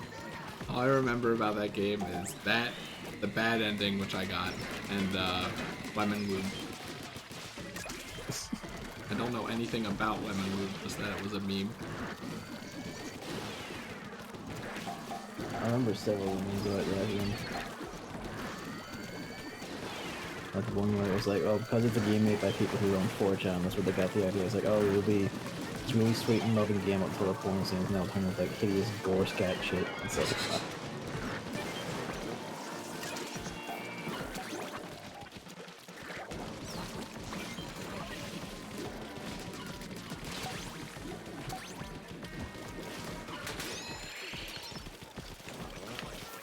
I don't know how photogenic I am besides the hair stuff. But I mean from your past, like the times you did in the past, like it looked all fine, I'd say. Yeah, I was gonna say it didn't really matter. It doesn't really matter. Like, I'm not afraid to show who I am because I've done it before. Like, remember just that Mario Kart 8 stream where I just had a face cam out of literally nowhere? Yeah. for the tilt controls. That was kind of my stance. It's like I'll use a webcam for a game that would utilize it. That you're doing the tilt controls thing. Like, cause you know when I use tilt controls, it's funny. It's wild. I like sometimes turn my whole body, so I figured that would add to the experience. It'd be like if I'd never do Ring Fit, which would probably be a bad idea. Like that would be another game that would actually get something from the webcam. Yeah. That's like a routine game, you know. It's like why I don't stream mobile games, because that's just like a thing you do every so often, you know. Yeah, like for Girls Frontline, now doing this like stream events. I wanted to stream like all Singularity, but at the time I was also kind of like, stream during tournament. I'm not sure how much I want to do these. So I only did like the first 2 hours of it. I might swing around again and like actually do all continuing turbulence when that hits.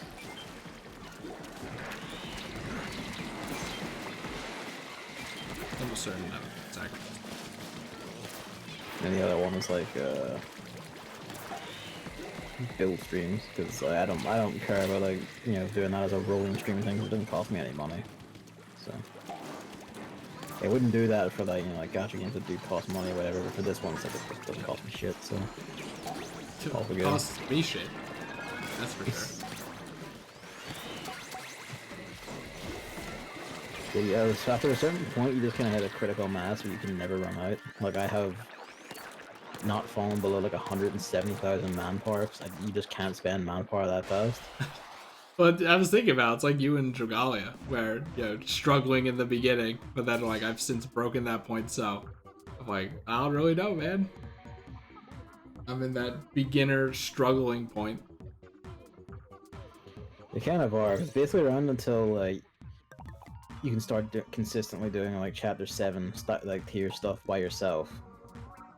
Like you are basically in the beginning. Around the point you unlock RO and you can start fielding multiple like big echelons. Like that's the point where like you're in mid game. Final Fantasy 15, where the real game starts 12 hours in. Final Fantasy 15 starts like 14. 14. I keep calling it 15. Say, like, what are you talking about? Final Fantasy 15 starts like when it starts. The real game never starts. This is just driving. I really like that. That's another one where I'm kind of debating if you should do that on stream because one of the reasons I really loved that game was just letting the driving happen and just like calling off and just watching it from the TV while I was like writing shit and watching other shit or like doing stuff on Twitter or whatever. It's fucking great. That's what mobile games are. Yeah, that's not quite the same thing. Games with bite-sized gameplay. Not really. Final Fantasy 15, No, but that's kind of why it was weird, because like every so often you just have like I'm done with my quest in this area, it's time for like a 5-minute ride while I go keep all my shit sorted while they're just drifting along, talking shit in their car. It's like, oh, this is just very relaxed game.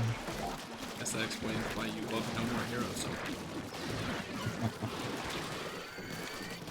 It's the thing is like, I don't mind a game being meticulous or very involving if it hits a certain note in how it does things.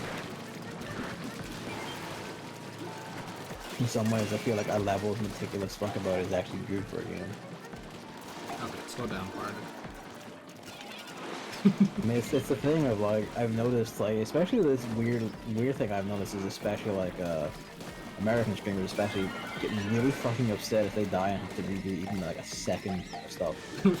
Like, they get extremely upset about it. Like I've always noticed it. It's always like fucking American streamers that get the most upset about it. I will admit that's my knee-jerk reaction a lot of the time.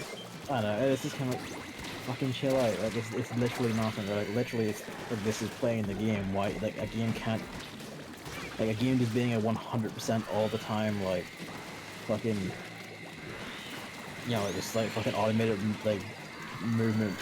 A fucking like automated belt just keeping you pumping through new content all the time forever isn't good. Like that's just kind of shit bad. And so you get like linear corridor shooter craft where it's just like, yeah, it's just constantly new thing all the time. It's been constant straight lines. It's kind of fucking boring if I'm not like languishing in the world or taking things in a bit. Why I'm really taken by games like Resident Evil where it's just like, yeah, this thing loops around on itself and it redefines how you know and like explore your environment with each new step. It's like, yeah, that's good shit. Like I love the grind of learning and beating bosses, but part of my brain is always like, I never expect to die. So then when I do die, I'm like, what?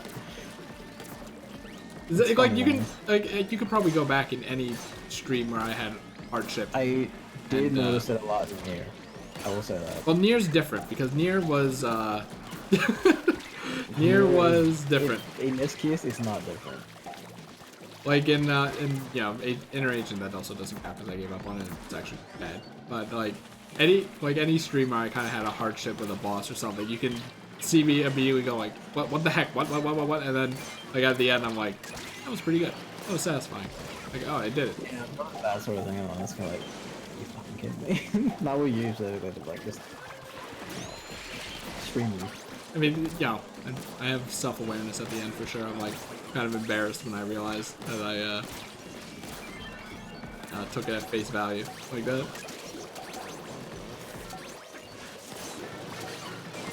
And that's all that matters. Not really. Then that moment is forever immortalized. Actually, yes, hello, Hammer, by the way. I didn't need to say it. Hammer's reminded of his experience with Souls bosses. Well, the thing about Dark Souls is I would expect to die. Like, I know that game is just grinding. Oh, River City Girls is kind of a good... Well, not really. Sometimes. It's a good example of that. Because the bosses in River City Girls were just bad, but like sometimes it was satisfying.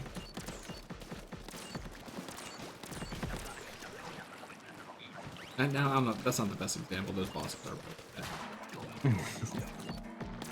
I put that in my review, right? I think I forgot to for mine, but I prefer like I didn't mind so much, honestly. Like on the replay, stuff like Yamada, like after like the first boss, whatever her name is, he was fucking hard until I realized the whole like, oh, this is what wall jumping is for. It's literally the pillar and jumping off of it. And even then, not during a charge. And then it just becomes like actually a fairly simple fight. Like the rooftop guy Yamada, like he's also like a pretty simple fight. You just stay on him and just keep punching the shit out of him. Haven't played that with like the later boss, I just played like halfway to get like a feel for control and shit on Switch. I still feel bad for that buff guy or whatever because that boss was just like I didn't even really I didn't really learn anything. I just learned how to exploit him. I mean, I still learning something. Oh, fuck me, man.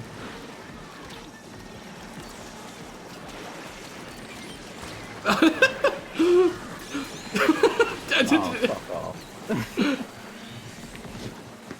Revive and then you get kicked in the water during my resurrection animation.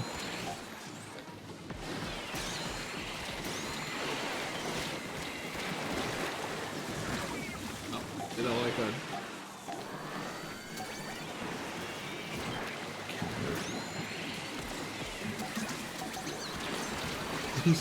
Damn it! I know how many eggs we had by the time I went in.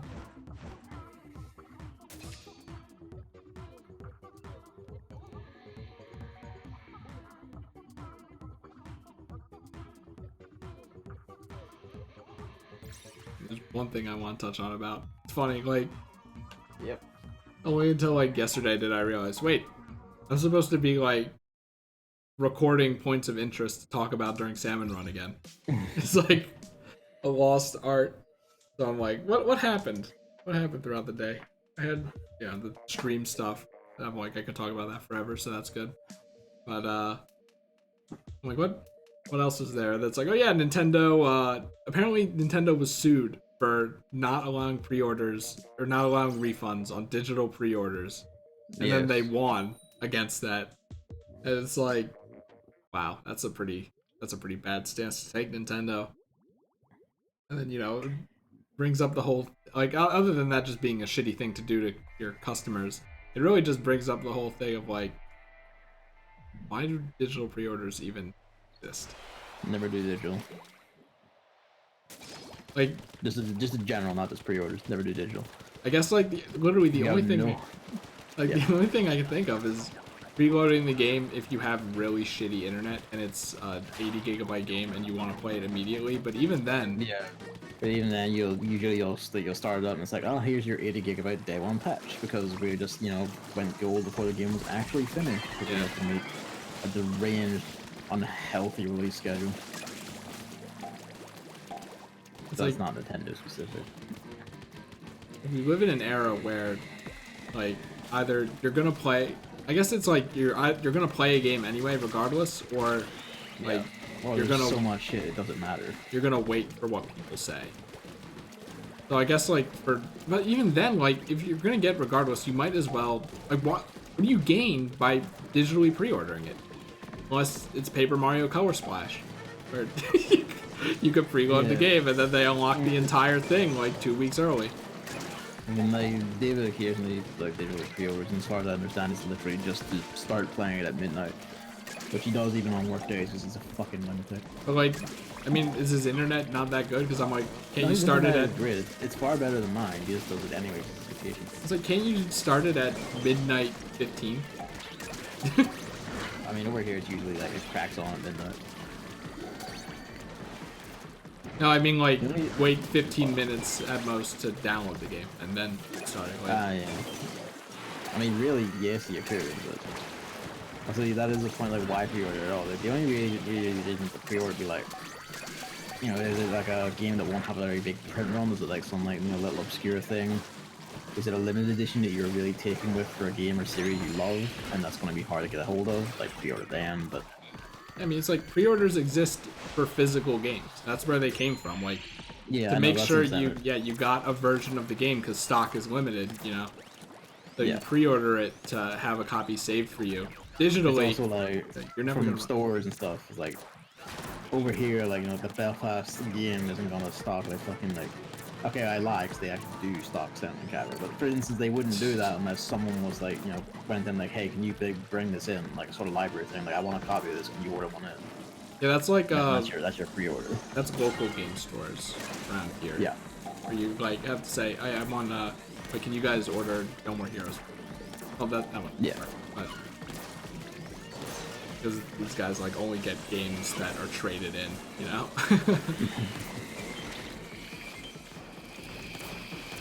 If it wasn't traded in, it's an old game. Okay. It's an eBay scalper report. Yep. I mean, I got No More Heroes 2 for $50. Fine. I won my first bid in my life, I feel like. No one even contested. I was like, all right, I'm going to bid $5 more than the current bid, like, in case people are waiting until the last second as well, and then, going to throw in a few dollars to ensure they win. Like, I'm going to be on top. No one even bid in the last, like, hour. So it was all for nothing, but it's like, whatever. I hate bidding. I really do, but everyone was selling it for $60.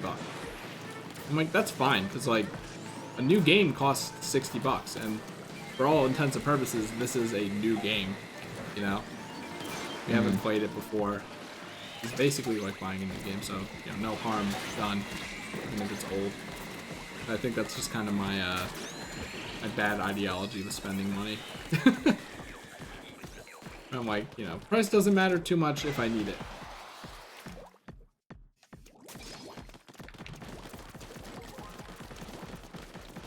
I think, like, it's just like, you never know what's gonna happen, so why pre-order digitally? Digitally never, like, as I said, like, even for, like, like, physical pre-orders, it's always like, is this, like, a game that will have, like, a low print run because it's from a small publisher or whatever? Like, it's an obscure, like, Japanese import or whatever. By all means, it has to have, like, a limited edition you really want, that's probably gonna have, like, very limited stock. Okay, sure, by all means. But, like, anything else, like, just fucking buy it. Like, don't pre-order.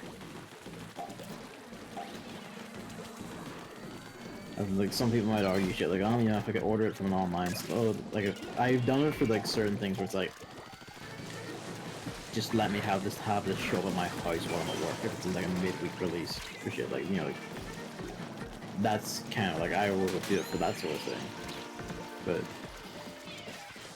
even then, it's like, strictly speaking, you don't have to. I could have just walked to, like, game and gotten it that same day, on release day.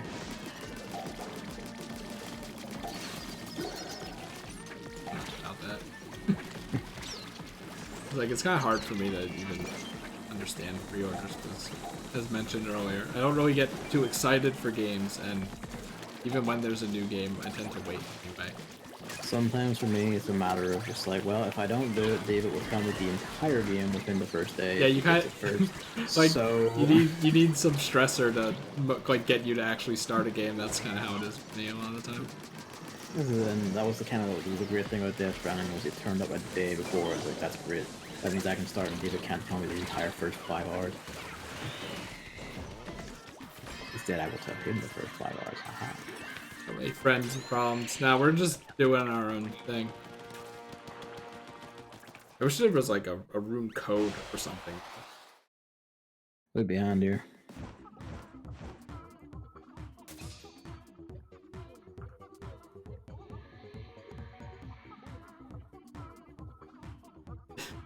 I think I complained about it around when Luigi's Mansion 3 came out. Like, in this world where everything has a share button and everyone wants to have their rewarding or funny moments encapsulated and shown to everyone. Like, you gotta play a game immediately or they're, you're just gonna be spoiled. I mean, for me, it depends on the game. Like, I'll do it for stuff where, like, my own immediate friend circle, if it's something we're both, like, me and immediate friend circle, like, really interested in, like, Death Stranding, I will get in ASAP. It's like, you know, it's not someone like that. It's kind of like, yeah, whatever. But I don't really follow people who like. It's kind of funny, but I generally don't follow people who play most of the same things I do anyway. So It's like no one really spoils much with Three Houses. Maybe just like a little thing in a support scene that I'm gonna forget, or what, like something that's obvious. I think the biggest spoiler came from fucking Sakurai.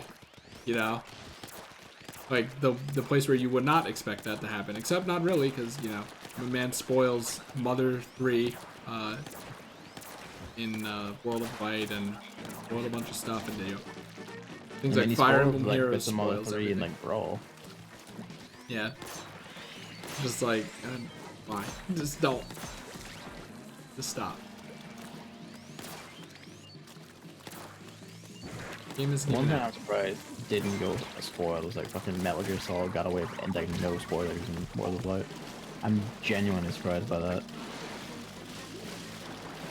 That's a series that's actually comically easy to spoil.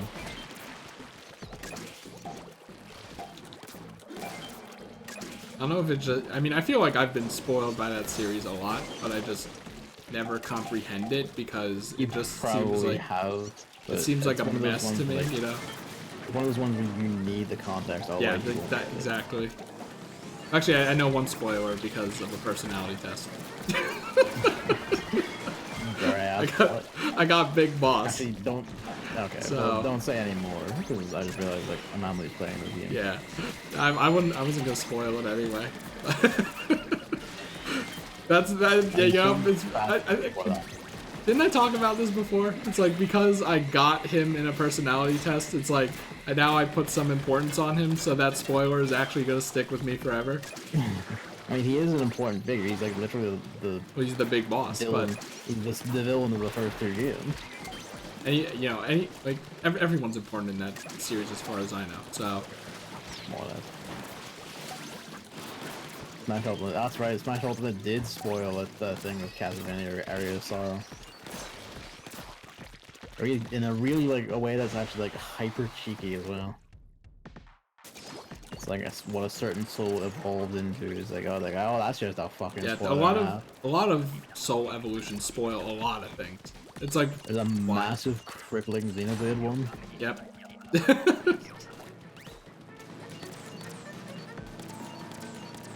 Which is also tragic because the soul evolves into is super good.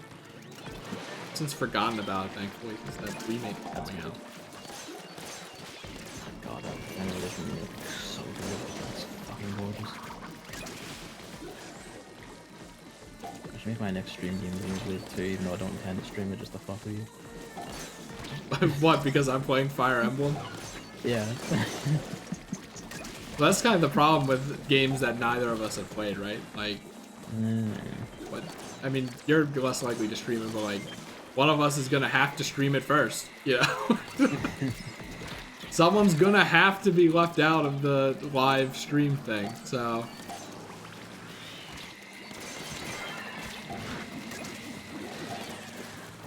Who hates the opening? Very, very curious. Why did we hear it? Like, it said the combat is like. Oh, it's not too big room for him. No, it's just like that. It's like passive, I believe is the thing. So okay, so it's too big room for him. Right? He doesn't care for that. I'm like, okay, you're probably not gonna like Yokai Watch then. I mean, there is that bit, yeah. But you can just play it in your own time and then stream it, which is what I've done for a number of things. Yeah, no, see, but my whole thing is I like having the first reactions, you know, so that's not an option for me. I mean, with how long these streams are, they might as well be films. Oh! I mean, yeah.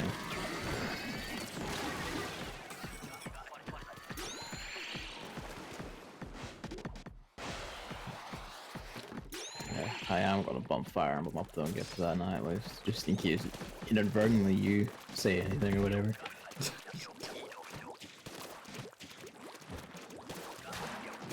I think I'm pretty good about it. For the most part, yeah, but everyone has mistakes. Like, the only thing I spoiled in Pokemon Sun and Moon was something that I thought was fan art. It obviously isn't that big of a deal anyway, but that's really funny to me. I mean, you did like reveal shit about like for instance, like post-game costumes and other shit from Pokemon Sword and fan art you were sending to me. It's kind of like, why would you do it? Characters I did. and shit for no Hey, reason I and then did. dies. I intentionally did with Marnie, so I was aware of that one at least.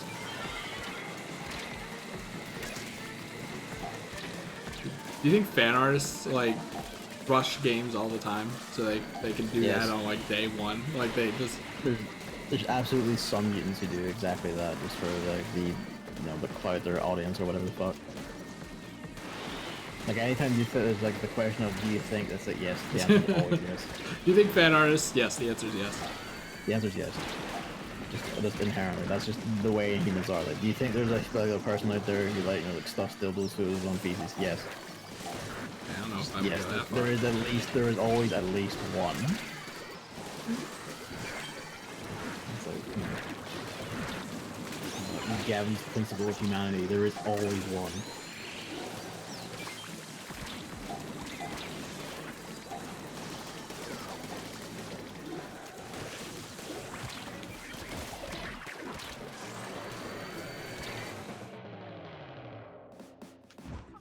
How are we on time?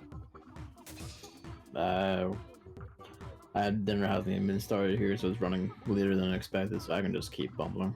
Okay. Because I wanted to talk about a video I retweeted this morning. I don't think I've seen it. CGP Grey posted a video about New Year's resolutions. I thought was interesting. Like, normally he's like an information kind of guy, like an educational streamer.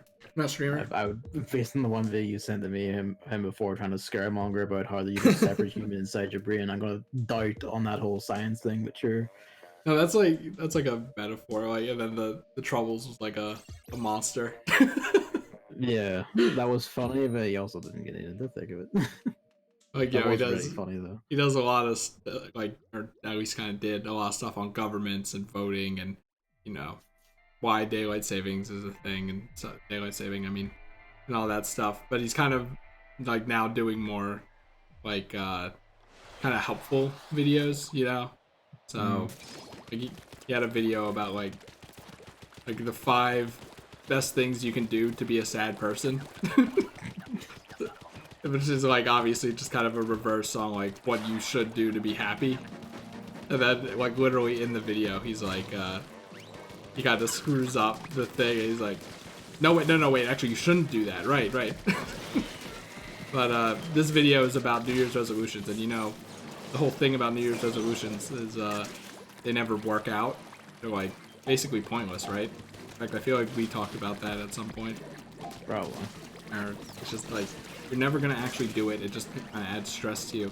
So this video basically, is like that, and then how instead of a New Year's resolution, you should just kind of have a theme for the year. Not like I'm gonna do this, like I'm gonna do more exercise, or I'm gonna like read a book a week or something like that. But just have like a theme for the year, like the theme of reading. Yeah, the theme, like this is the year of health, the year of thing, like The week. and it's actually like really interesting. Like I'm like, you know what, this actually is a good That would idea. benefit, especially someone like you, with, your obsessive thing and all. It would be easier to register stuff like that. Yeah, it's like because he talks about like there's doing it and not doing it, and that's bad for the brain because when you don't do it, it's like a big old failure. But then if you set a theme, there's no specific like goal. Yeah, like the goal isn't specific. It's very, amorphous and stuff. So you can make little changes to your life, and that is like enough. Apply agile sprint methodology to your life. What? Software. Okay. It's a shitty methodology. It sucks ass, but everyone's like, oh, it's good. But no, it's not. Fuck off. Functionally no different from just doing the thing as is. Just a lot more hassle and a lot more time spent in meetings that are pointless from staring at the 4 fucking walls, listening to some people whack off about points. Yeah, every fucking 2 weeks we just have to take the entirety of Wednesday to talk about it. It's like, or we use Wednesday to just work. And I wouldn't have to go to Dublin or anyway. Hey Gavin, calm down. But no one killed us? Fucking hate this. We're not going over the next 2 weeks because the project manager decided he's got enough of seeing the testers' faces in person. So that's good at least.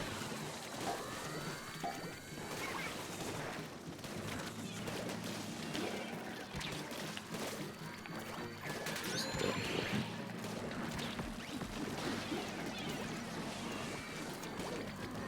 I think it's a very healthy mindset to have. I wanted to bring it up. 'Cause, you know, anything that, like, I think, well, is just, like, good advice for life. It's something I want to spread around. Like the days. It's a weird topic, but, like, it's just such a life improvement, you know, for $30. Like, this would be remiss not to at least recommend it. And if people don't use it, then, like, what can I do? It's like their bathroom time, right? Like, doesn't affect me at all. No, that clearly means you need to start a whole movement about being like anti-bidet, and like how the anti-bideters need to be murdered and removed, and like pass laws against not having bidet. Is this a Northern Ireland politics thing that you're? Nah, it's just a general like Metaphor. people like like anti-gay campaigner joke. Oh, I see. Things that don't matter to you at all, but you have to get in a massive uproar about it. You gotta control it. You gotta do everything about it. So I'm curious, did you actually have any New Year's resolutions? Even like No. none that you actually like said but kind of thought like, you know, it'd be Nah. nice if I did this year. I guess kind of it's just the recurring one of well, there was like okay, not exactly a New Year's resolution, but it's like a note to self like start your Japanese study again and like try completing like a fully written story project thing or something. Start doing just basically start doing something to enrich yourself basically. The year of enrichment. Basically, the year of like social like not social like the year of self-improvement or self-enrichment. It's also why I wanted to start seeing like more films of like a local indie theater. Like, hey, these are a wider variety of different stories and emotional experiences apart from just glorified action movies. I mean, there's plenty of those too there. God bless Indonesian cinema, but you know, still. Very vague. It's good. Because like every year I'm like you know, I wanna like consistently stream. Yeah. But like that's very specific, and like I don't think there's a way you can set that to a theme, because it's either you stream or you don't, you know. I mean, like the year of being more productive or more, the year of creative output. How you choose to define your creative output goals can just be as flexible depending on what you've done and what you think you can do. I mean, maybe like thing is, it's like, you know, playing games and watching anime are like, you know, pastimes. They aren't actually useful or anything, but in my brain, I I'm would, like, I would debate that. well, that's the thing. Like in my brain, it's like I'm enriching myself. I'm like, I am making myself more cultured in a way. I hate using that word, yeah. but and also like a lot of depending on the video game, you can develop skills. Yeah, I'm never gonna do that, as mentioned before. But you know, it's good to be in the know with people because it's like like silly as it sounds, like genuinely part of the reason why I was like better at history than like a lot of my people in my class was like in secondary school I played a fuck ton of Assassin's Creed, which just has massive lore pages that are basically scanned from Wikipedia about historical things. You just kind of remember them. I just remember that it's like yeah, just his thing in English like it briefly mentions a certain type of Italian art. It's like yeah, that's like this type of bronze making pottery thing. And it's like you seriously how the fuck do you know that? And I was like video games. They can be educational without being educational. I had a significant, like, my mom liked the crow about this one was like, when I was in like primary one and they're judging our reading age, I had like the reading age of a kid like 5 or 6 years older than me in primary one. And she's like, the teacher's like, how the hell? I was like, well, it's a mix of he loves reading, like, these little collector manual things on, well, not manual, like magazine things on dinosaurs, and also plays a lot of video games, which have a lot of reading in them. It's like, by the time I was like 7 and 8, I was playing stuff like Final Fantasy. And that camera makes a really good point there, like, video games literally taught him how to speak English. Yeah. Or read English or whatever.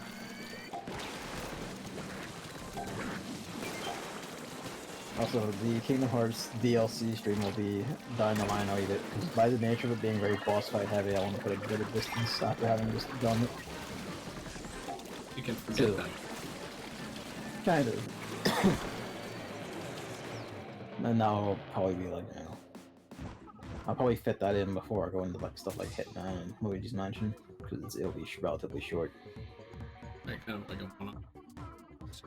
It's a bit too long for a one-off, but you could swing it for like, you know, 2 streams, basically, maybe 3. Yeah. It's like weird every time I think, like, I don't know, was it last year or the year before where I was just nailing it? I was like, my stream schedule was like, I was like a professional streamer, like I did for my job. I was doing like every day, like. I think it was last year, because I remember you were like, you were slamming out like, you know, Persona and fucking Pikmin and all the rest of it, like reliability, like every like 2 days, every 3 days, every day sometimes. Yeah, and then, you know, around the middle of the year, just stop. That like, I always think about that moment, and I'm like, I just want to do that again. You know? I think cosmically that was the point where my own schedule actually sped up, and I began doing it Yeah. every 2 days. I promise you, they're not related.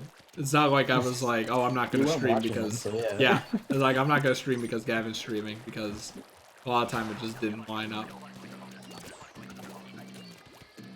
You have the thing. And I'm like turning mine down to like only like 1 or 2 a week. So. And now I'm gonna turn them on maybe. Yeah, like something about that CTR stream, it just awoken something in me that like I missed. Because admittedly, I was like feeling a bit like because it's a game you're passionate about is the thing. Maybe it's like the few days or even like week before that, I was actually starting to get like depressed over like just not doing anything. And like that, but then when you're depressed, you can't just do it, you know?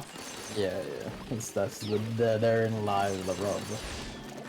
Then, you know, I just kind of did CTR, and then it's like, oh yeah, you know, I never really forgot, but like I really truly remembered the joy of the streaming, because it's like, oh my god, a lot of times I was like, oh, I'm like too hungry, or like I'm like feeling too cold, like I'm shivering. But then it's like when you're streaming, it's like you kind of just forget your physical form to word it as weirdly as possible. You're just kind of like in the game and you're just talking, you know? Yeah. And it's like I kind of just had to realize that again. And then like all these excuses, they don't hold up because of that, you know? Yeah. I mean, that's kind of the thing, isn't it? It's just those excuses he makes will just kind of lie around. Yeah. For whatever reason. Admittedly, like neurological reason underneath. Maybe a week or so of that was because of Girls Frontline, but that was like just starting out. Just streaming Girls Frontline. I refuse. Besides, I get like. Incidentally, guys, I'm going to be streaming Continuing Turbulence this time in a month. Hope you're ready for 6 streams out of that. We'll probably do like 3, maybe. Yeah, so I'm hoping I can take this and run with it. Maybe not for the rest of the year. Like another thing in that video is like, maybe don't make it a yearly thing, because a year is an extremely long time. You know, like you never really think about how long a year is. Like to consistently do something for a year. Stuff happens in a year. Yeah. It's like, you know, if you were like, okay, I'm gonna try to learn Japanese for a year or something, then it's like, okay, that might be too much. So like, he's like, maybe you should do seasons. You know, seasons are a perfect package of time. You know, just a few months, stuff like that, and then you know, you probably take what you learn from that thing and maybe like incorporate it in your life anyway, so then you can pivot to something else and get more done in a way. So like things like streaming, and I want to watch more anime as well, because we do that together and we've been slacking for sure. But it is kind of like a mix of like obviously Gavin has to be available and not, you know, going to bed or working. And has to line up with like streams. A lot of times I'm like, I have to choose between do I want to stream or do I want to watch anime? And like, for me, it's like, do I want to stream, watch anime, or do the other pile of things? yeah. The one that's working a 9 to 5, and I just want to say that anyone who has ever in their life opposed like a 32-hour work week will get my fucking knife between the ribs one day. The thing about choosing between the stream and anime is, as mentioned before, they're both, you know, they're both useful because it's like I'm either learning, or I'm like experiencing a new game, or I'm experiencing a new show. Like they're not that different, other than like for the enjoyment of others. Streaming does that, but like there are those two, and then I think I'm getting healthier. So like, as far as themes go, it's like I haven't been exercising, but there are plenty of other things you can do about your health, like dieting. And I'm the worst. Yeah, that's the thing. I'm a fat piece of shit and I don't exercise. I have better cholesterol than anyone else in my office. Yeah, I actually have bad cholesterol. Like my blood sample came back, and like you got high cholesterol. I have fucking like 4.0 cholesterol. It's like, yeah, boy. So you get when you just eat fucking like loads of peppers and onions and tomatoes. Yeah, it's like people usually think like, oh, you have to like stop eating all your crap food and like start eating salads or food you don't like. But like, yeah, it's always a balance. Or just find new things you like. Like I'm basically the way I'm doing it is I'm trying to replace things steadily. So my breakfast has been like just 2 Pop-Tarts and 2 granola bars for the longest time because that's just what fills me up until lunch. And obviously that's really bad for you. So then I got the suggestion. I got the suggestion to go back to oatmeal, which that was a really good choice. Turned out to be just as filling and like half the calories, and it's just healthier for you in general. So, you know, now I'm kind of on that. Probably try oatmeal. I've never tried that. It's good. I usually just eat like cereal or I used to eat oatmeal all the time. The thing is, like, my big problem with dieting and stuff is it takes a lot for me to not be hungry, and crappy foods like fill me up that's a lot. An American thing. Just, you know, the portion size shit. Yeah, but we're already here, you know. It's too late to be like, oh, yeah, that's what you get for eating or whatever. But like, because I don't think shrinking your stomach is a thing. I looked it up. I'm like, I'd be willing to do that, but then it actually kind of is though, because it's not how like, you know, like weight reduction surgeries for like extremely obese people work. Is that you have to like stop eating as much so your stomach begins to shrink in size again. Yeah, but I'm not extremely obese. You're not, but I'm pretty sure like it is a thing that, you know, the theory is there. You know what I mean? Like from a normal person's standpoint, it seems like it's not conceivable. So I'm like, you know, I'm like thinking about my food, and you know, I've changed breakfast. I need to change lunch because I eat half a pound of meat and then a side. Like, it's just a half a pound of meat, which is ridiculous, isn't enough. That for lunch? Yeah, that's for lunch. That's and then kind of hectic. Dinner is like, I don't even know where dinner is. I'm getting HelloFresh now, so we'll see how that goes. But that's HelloFresh. It's a meal delivery service where they deliver the ingredients and you cook it yourself, which I've never cooked seems in like my a good life. way of learning how to cook. Yeah, there's that, and then also like I had a previous meal service which I think is local, so I don't want to say the name, but it was like pre-prepared food, which sounds weird because that's what prepared means, but prepared food, but it's just like a lot of the sides are just not my thing. Like it's kind of the thing with like dieting, you know. I just don't like a lot of vegetable, you know. And I've tried like a bunch of seafood. It all like this sounds like, you know, an idiot thing to say, but it all tastes the same to me, and that taste isn't very good. So it's like find a place that like supplies like varieties of like crab around Britain. So it's kind of like I should try some crab. Squeak my mom by just like picking little crab claws out of her when she comes into the room.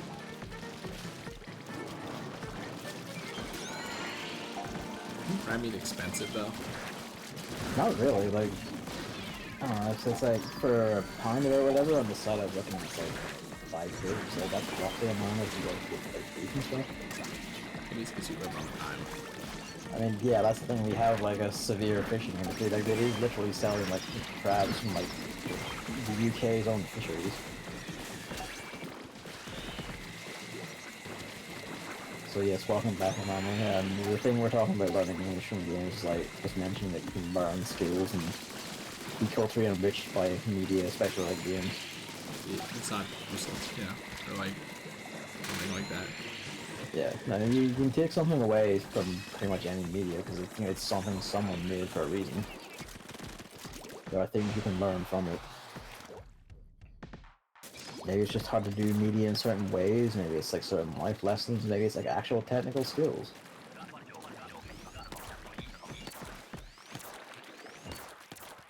Maybe by the end, like, I might see a dietitian and just ask them because they seem like someone who would know healthy food that would fill my specific. Giving that their job. They'll like fill me up in my very specific, huge way. You know, like they would know a healthier equivalent to half a pound of meat, and then like some granola bars or something. You know. Honestly, it's probably less the weight of it and more what kind of meat you're eating.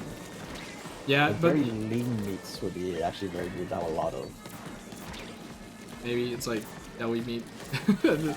It's like I probably could order specific things at the deli, but you know, like don't eat like pig and cow so much. Eat stuff like, you know, like chicken or like fish or fucking kangaroo, which is actually extremely lean. Oh no, here we go. Should have known it was leading to this. I mean, I'm just saying. Exactly. Yeah, we talked about this like on our own, and kangaroo meat is like $60 for like a little thing in America. Yeah, like it's insane. Like here, it's still pricey, but not insane. So Canada has a ban on it, or had a ban. That's really weird. Man. Not Canada, sorry, California. Yeah, that was really weird. There's a study showing that our generation is the best surgeons because of games, because games train finger dexterity. Ooh. That's a fun one.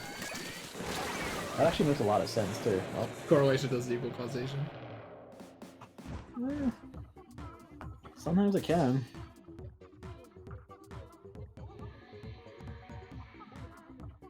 It's like, I mean, it does kind of hold. It's like, I worked a customer service job where it was like a web, you know, like a web like chat agent. Like among the people who I was like in training with, they did like a little like speed test for typing thing, just A, to try and get people up to like a basic of like 40 words per minute typing speed to be like, you know, responsive enough for customers. And he's just like, I was the only one there who like actively played video games and typed on the keyboard and shit. So like, I like ran laps around everyone else's scores, basically.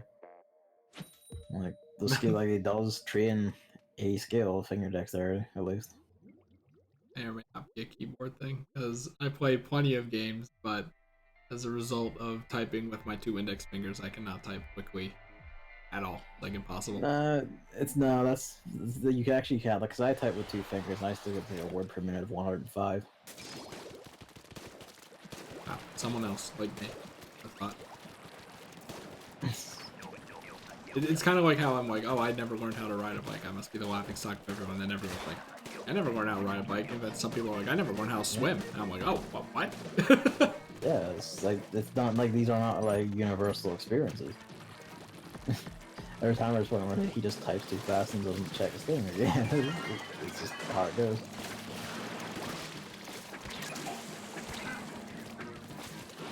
Yeah, it's that whole, you know, that meme thing that was kicking about for a bit, where like, your experiences are not universal. Well, yeah, that's just how that is. And people just need to realize it. Here we go. This box movie. Is that a call or a message? No, that's a message. Okay. Really long, so I don't miss it. See, it's still going. I think might not be picking it up.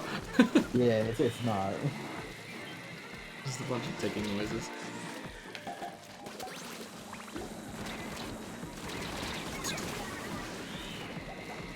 trying to set up my phone. I just have to put wallpapers and shit into it.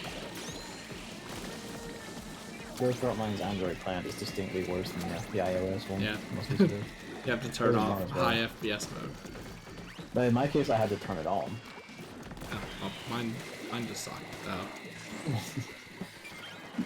Because it actually did, on top of the looking a bit weird compared to the iPad one, it also did just ran like worse in low FPS mode, which was baffling, but there you go. I don't know, I guess like China just has a higher preference for iOS stuff or something. Maybe. Could it even be a bit lighter? That's probably because I'm sitting relatively to the mic, I don't know. Are we winning? I haven't been paying attention to the game. Not really. Speaking of, there ain't more work your mouth. Oh, he figured it out.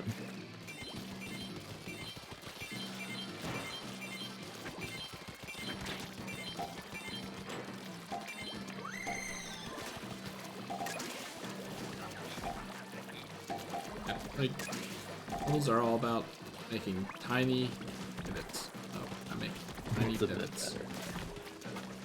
I'm also just kind of speaking a bit lower in general, probably just so I'm not like shouting over Chris.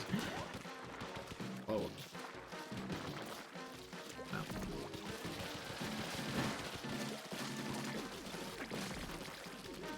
Just, you know, doing crowd control because health.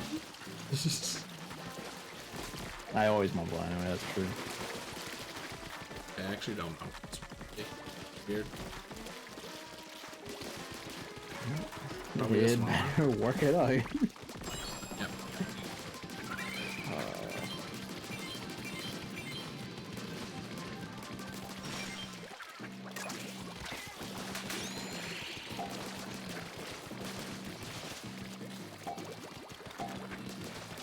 So I gotta change my diet. Not even like to anything particularly healthy. Like I'm not going on a vegan diet, that's for sure. Just like stuff that's less unhealthy, and then I'm sure my metabolism will take care of the rest. It should, unless you have a problem, basically. And then I also might get a recumbent bike for the apartment, because that's what I kind of want for Christmas, and that never happened. What's a recumbent bike? It's like, you know those bikes, like not the ones that you sit up on like an actual bike, but the ones where you sit down in kind of like a chair and then do that. Right. Those are quiet enough for a second story apartment building, apparently. Because I would get an elliptical. I would get an elliptical if we had any fucking space for it in the house when I wasn't using it. I guess that's something to clean right underneath the stairs to help. Put it under the stairs. Oh, we don't have enough room to like. I guess the store when it's not in use yet. We're just stack something there. I would also only basically be able to use it in like the kitchen. There's a problem with going to the gym, just in general, obviously. But then it's cold out, and I'm an idiot who doesn't want to use the changing room. I just kind of want to get in and go instead of like put on pants, bring shorts, go to the changing room.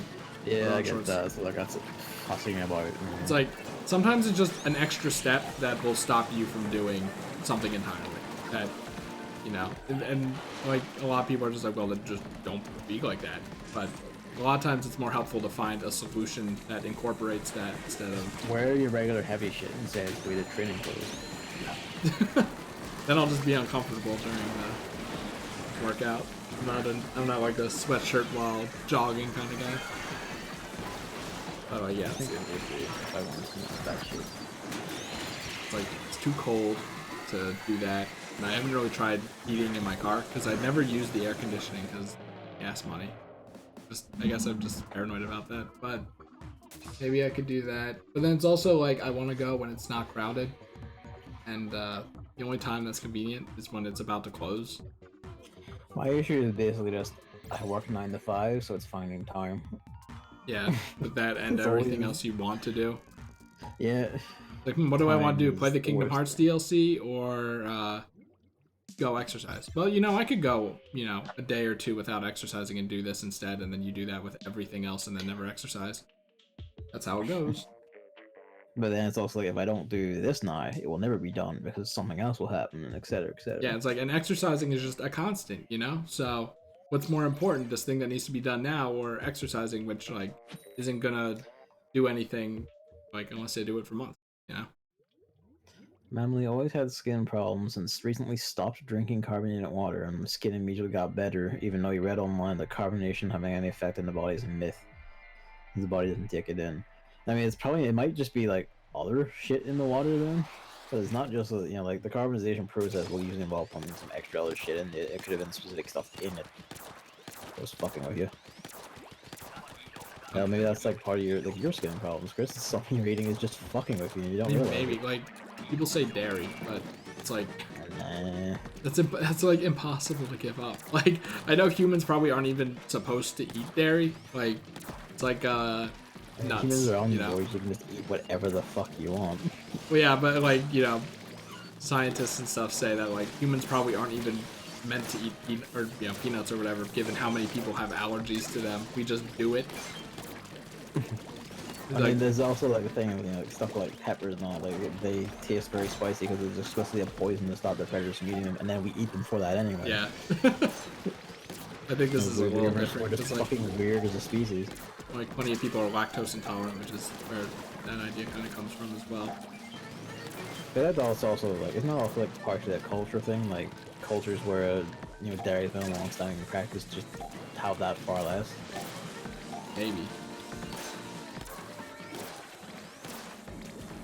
It's like it's impossible to cut dairy out. Like it's like I've stopped eating yogurt. That hasn't really helped. Yogurt's like generally okay or even good for you. Yeah, that's the thing. Is yogurt, but it's like cheese is in everything. That's good. Like, I can't go without cheese, and then I need milk for my oatmeal. I don't drink milk, but as someone who hates cheese, that's a bizarre thing to hear. Yeah, but I mean, surely you're at least aware how prevalent cheese is in everything, right? Not in everything, but in a decent number of things. Like in a whole lot of things. Like it's like, oh yeah, I kind of like this thing I talk about my own streams at some point. Like, yeah, people was like knocked to someone I know in real life. It was like finding a place for like a cheeseless pizza, and they know place, and it's like, oh, I should do that at some point to see what it's like. Which might also just be a vegan pizza, and that's kind of where we start having issues. It's like, well, no, I still want to eat like the meat and shit. Yeah. But I just don't want the cheese. Like, please don't make it all or nothing. I'm not sure I really want like any fucking weird cheese substitute either. It's like come up with the same sort of thing, but with like the cheese aspect, if you will. That's like maybe for lunch something that was recommended was a veggie burger or something. Those can be quite nice. I had a Mexican one of those, and it was just like a big pile of like peppers and chili and shit. It's like, oh, this is actually fucking heaven. I gotta get food to figure out what indoor grill is best. For some reason, I thought you were about to say indoor plumbing. I don't know. We can't even have an outdoor grill anywhere. But is cheese with pizza even pizza? Yeah, I mean, I was gonna say that, and then Gavin was gonna go on a whole thing, so I didn't even bother. I wasn't going to. I was gonna be like, well, I presume so. I don't know. I'm not an Italian. I can't, like, speak from a cultural level what like pizza should be. Wow, we're in like around 500, so we are actually doing really. We are winning. Dad. I remember watching this whole video about a guy showing how he made like a wheel of cheese. He's a guy like a cheesemonger. He just makes cheeses. He opened the video by saying hello curd nerds, and that made me laugh my ass off. And it was a fascinating process, and it's kind of like, I actually wouldn't mind trying to make it. I wouldn't eat it. I would give it to someone else, but I actually, like, making it seems like a fascinating process. I love stupid names for communities. Like, just recently, the restaurant chain, fast food restaurant chain, Carl's Jr.? Yeah. So, I think it was like a kind of a just thing chat came up with on its like collectively, where we just like Carl's followers be Carl's Juniors. Some people in the community hate it, and I think it's the funniest thing in the world. It depends how you use it. If he opens every stream by going like "Hello, juniors," No, then we start having he issues. does not acknowledge it. Other than like in jokes and stuff. But I probably would open every stream going "Hello, juniors" if that was the case. yeah. It's like you have to, it has to be like something like that, you know, like something self-aware, or that seems self-aware enough. Yeah. It's like, you know, remember the lion pride for Northern Lion? And then, Yeah. I mean, that kind of turned into a joke because of up, down, to the side, but it's like, something like that seems like cheesy. Corny, Yeah. whatever. You gotta make sure you don't have something like that. Otherwise, you just kind of look like, what's Hello, the word? my fellow belts.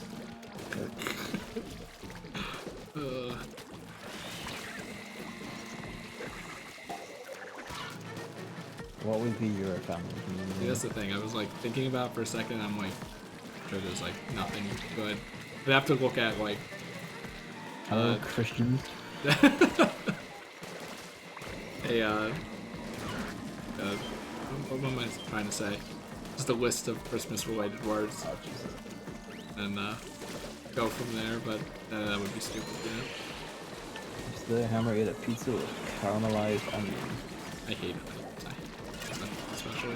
These are incredibly good for you. Yeah, I know. Isn't it a problem? Isn't it a big old problem that I've experienced? Like, it's not like I condemn these foods. In fact, I wish I liked them, but I just don't. You know. It's like Brussels sprouts are amazing. And I try them, like, and then like, what the heck? I'm like, yeah, I wish I liked it. I love Brussels sprouts. Brussels sprouts to me always just don't have a flavor. It's like, oh, yeah, that's just water. I don't know, maybe you need to like put stuff on it, like a flavor editor or something, but Like Luke, he's not an official chef, but he does cooking more or less for a living, and he had Brussels sprouts that he did, and I didn't get to try them. He's like, you should have tried them. Like that's where you probably like them.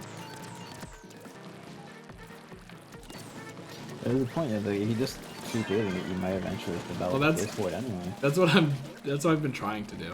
It's really hard. Like, I'm not really saying weird American fast food is trained into disliking food stuff. it's not even that. Well, I guess Wawa counts, but it's not even like I don't lie to have much yourself. fast food. First step to solving a problem is admitting it exists. Like, the only times I eat Wawa anyway are like when Luke and I are driving to our friend's place, and you know, we can't really make dinner because we only have a finite amount of time. And when I'm getting gas, because it's right there, so I just coordinate it. Apparently, according to Hammer, it's not even a case of might, it's just how the body works. You will eventually just develop a taste and start liking it if you just keep at it long enough. I think I kind of did that. Adaptation thing. I think I kind of did that with mashed potatoes, but that turned out to be pointless because at least the ones I was eating are like pretty bad for you because they're high in calories and they don't fill me up at all. So like it's a double whammy. That's very weird because potatoes are very filling. I think it's like foods that are just calories don't fill me up. Like cereal doesn't fill me up at all. I might as well just eat nothing, you know. I think that's like weird American. Or carbs, maybe. Calories or carbs, they're all like the same fucking word. Carbohydrates. Yeah. So like, you know, gotta stop eating the mashed potatoes, and that's like half of the sides and those other prepared meals. So like, it might take me the whole year, but I'm hope by the end of the year I have just a diet sorted, and then maybe if I have a bike that'll help, because it's like it'll be right there, and it's not like, oh, you know, I can only exercise for like 20 minutes. It's not worth the trip to the gym. Like it's right there, you know. So there's nothing to be not worth it. I love the family tea, by the way. Cereal's a bad breakfast option. Bread off a slice of toast. Yeah, bread doesn't. How filling toast can be.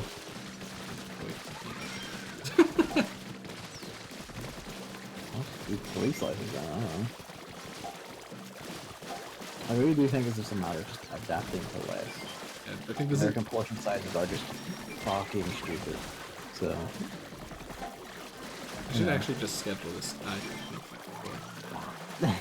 It's like a free consultation, you know?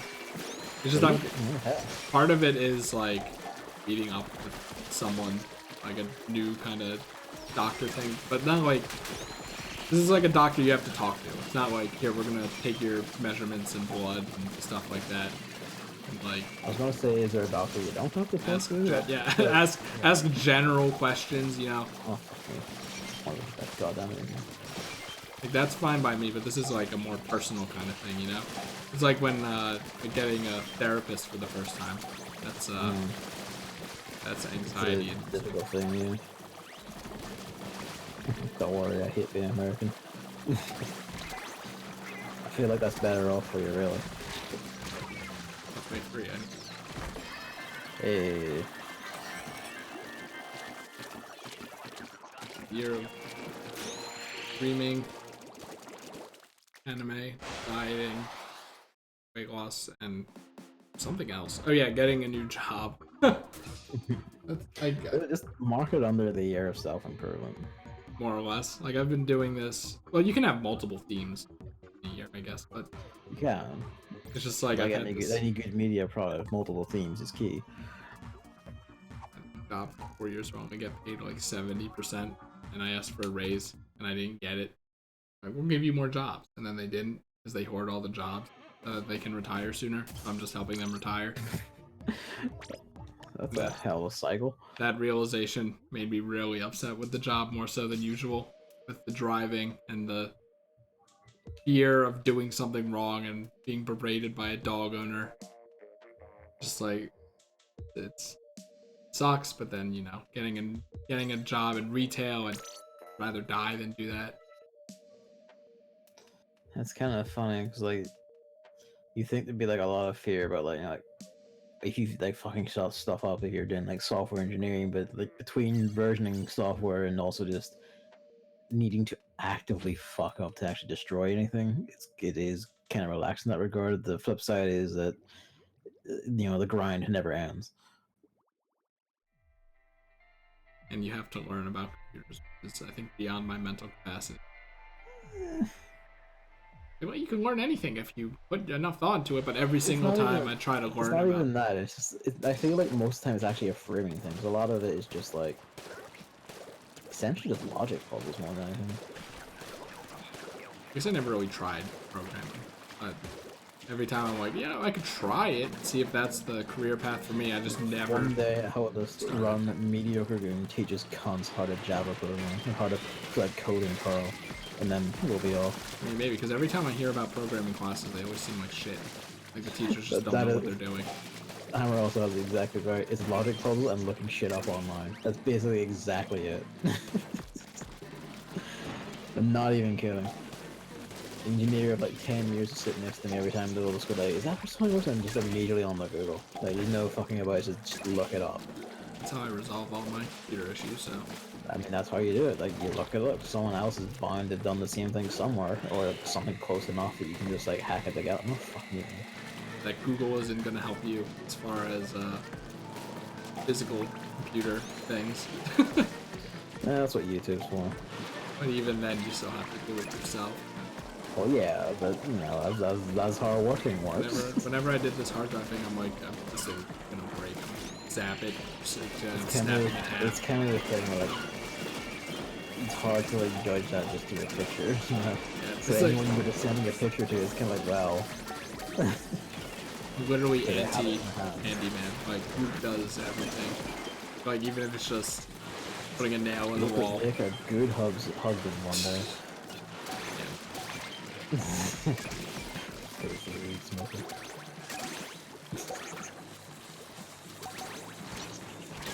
So bad. It's all learning process.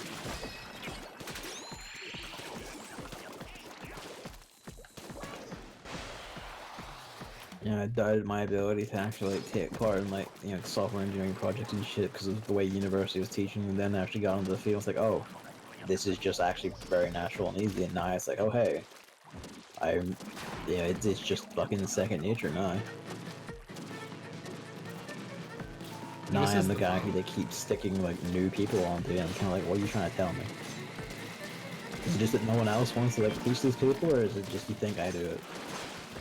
So I'm not even the newest guy on the team anymore, and yet they still get sent to me. But committing to learning, you aren't sure you're gonna like it, especially when money's involved or your parents' money. You know, you think like, oh, your parents' money, that's fine, but not for me. I feel really. I absolutely do not think that. That's just me. I feel really guilty whenever my parents have to pay for me. Same, basically. Yeah, but yeah. Even now, even for like stuff like food, I think. Programming is an important skill to have.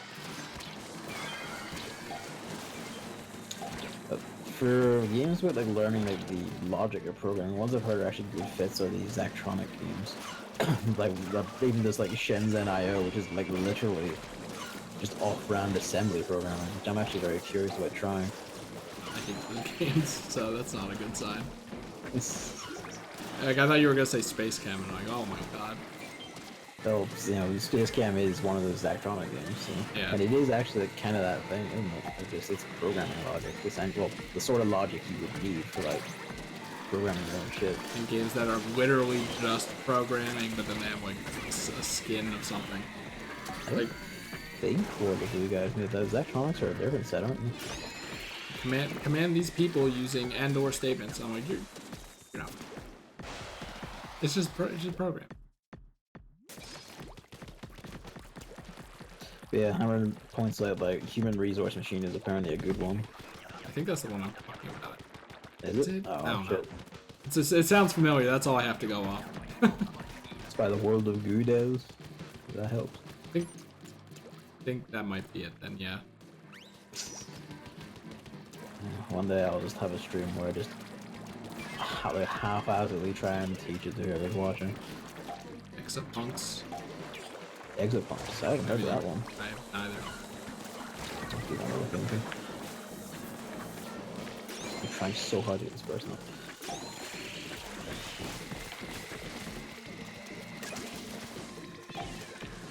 Oh shit. Barely a game player extracting it. Well, there you go. So yes, he did say that was by the World of You guys and them.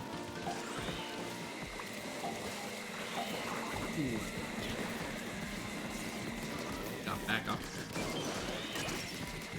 It all depends on. I think like part of it just it depends on how you're taught more than anything.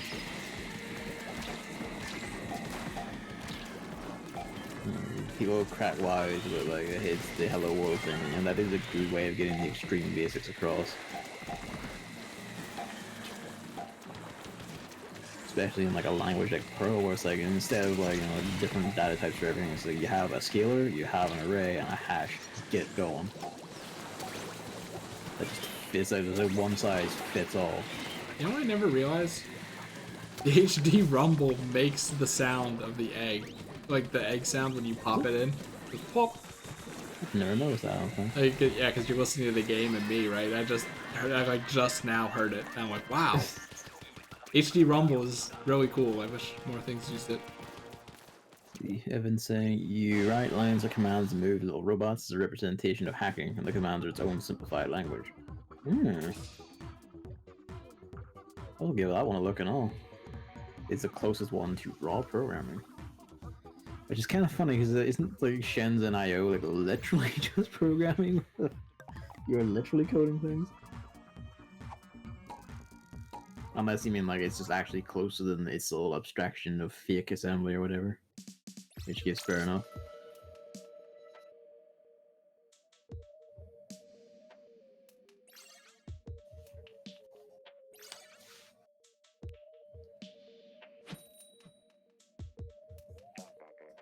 Just for this job thing. I'm taking the last of those editing certificate classes spring. So regardless of if they're in, sorry, go ahead. I was gonna say regardless of if they're in Center City or not this time, then I'll just do it. And then like in the first class, like you had a whole portion of the lesson devoted to being like, okay, here are a bunch of like organizations that take in editors like work for them and stuff. I'm like, maybe once I get the certificate I'll actually just try hitting that up. I'm not too confident in my ability to edit. I feel like that requires some self-confidence, you know? When you say editing, is it like copy editing or is it like video editing? Okay. Copy editing. Okay. And yeah, like organizations and companies of all sorts need copy editors for goddamn everything. So, Yeah. And it's a useful skill, and it's one I'm actually interested in, I think proficient at. So that's kind of where that comes from. And then if that doesn't really work out, I'm interested in, of all things, being a pastry chef maybe. It's like, you know how we're talking about like you need to learn something? yeah. It's like that's one thing that I'm actually interested in learning, and I feel like since I have like never felt that before in my life, I should probably latch onto that if this doesn't work out. Probably follow it through, yeah. Yeah, even though it seems kind of stupid to me. I don't know why. Not at all. Like you're like doing that thing where a lot of people do. It's like, well, it's not like a fucking Yeah, it's STEM job. So, exactly. You know. Also, it's like, but it's like I can't cook anything at all, but that's what the class is. So. Like even as important as programmers are to like making a lot of things in the world work, like I am secondary to just a plumber in terms of like actual day-to-day needs of society. Stuff like that. You know, like that's not like a hard grungy job you have to like learn the whole STEM degree for. Like you just something you learn by doing. And people are like, oh well, it's not great, so yeah, but it's fucking necessary and pays often better. I feel like all society needs these jobs. None of it's stupid unless, you know, it's a politician. Oh. It's just like, apparently, I mean, I don't know how stressful kitchen environments are, but Oh, it depends on the kitchen. I imagine they are, so that's something else I have to overcome. But it's funny, the first class in the program at this college is like sanitation and stuff. And Luke calls me a germaphobe, so I think I'm set on that one, you know? Short-term memory is so bad. I'm often like, I leave the sink and I go into my room.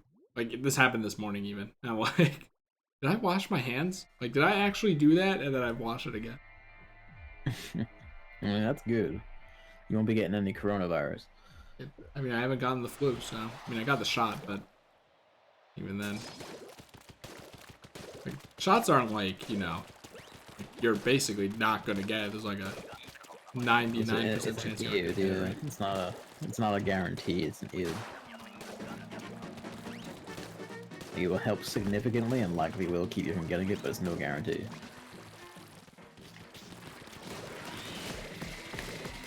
Everyone's been getting it. So I don't know if it's been happening over there, but over here, like, everyone. It has its seasons. Like ours more or less passed. Like I'm allergic to the flu shot. Oh yeah. In that case, you can't really do anything, huh?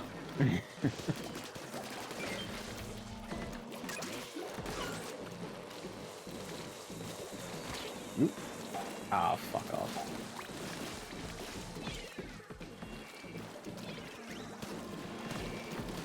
Oop.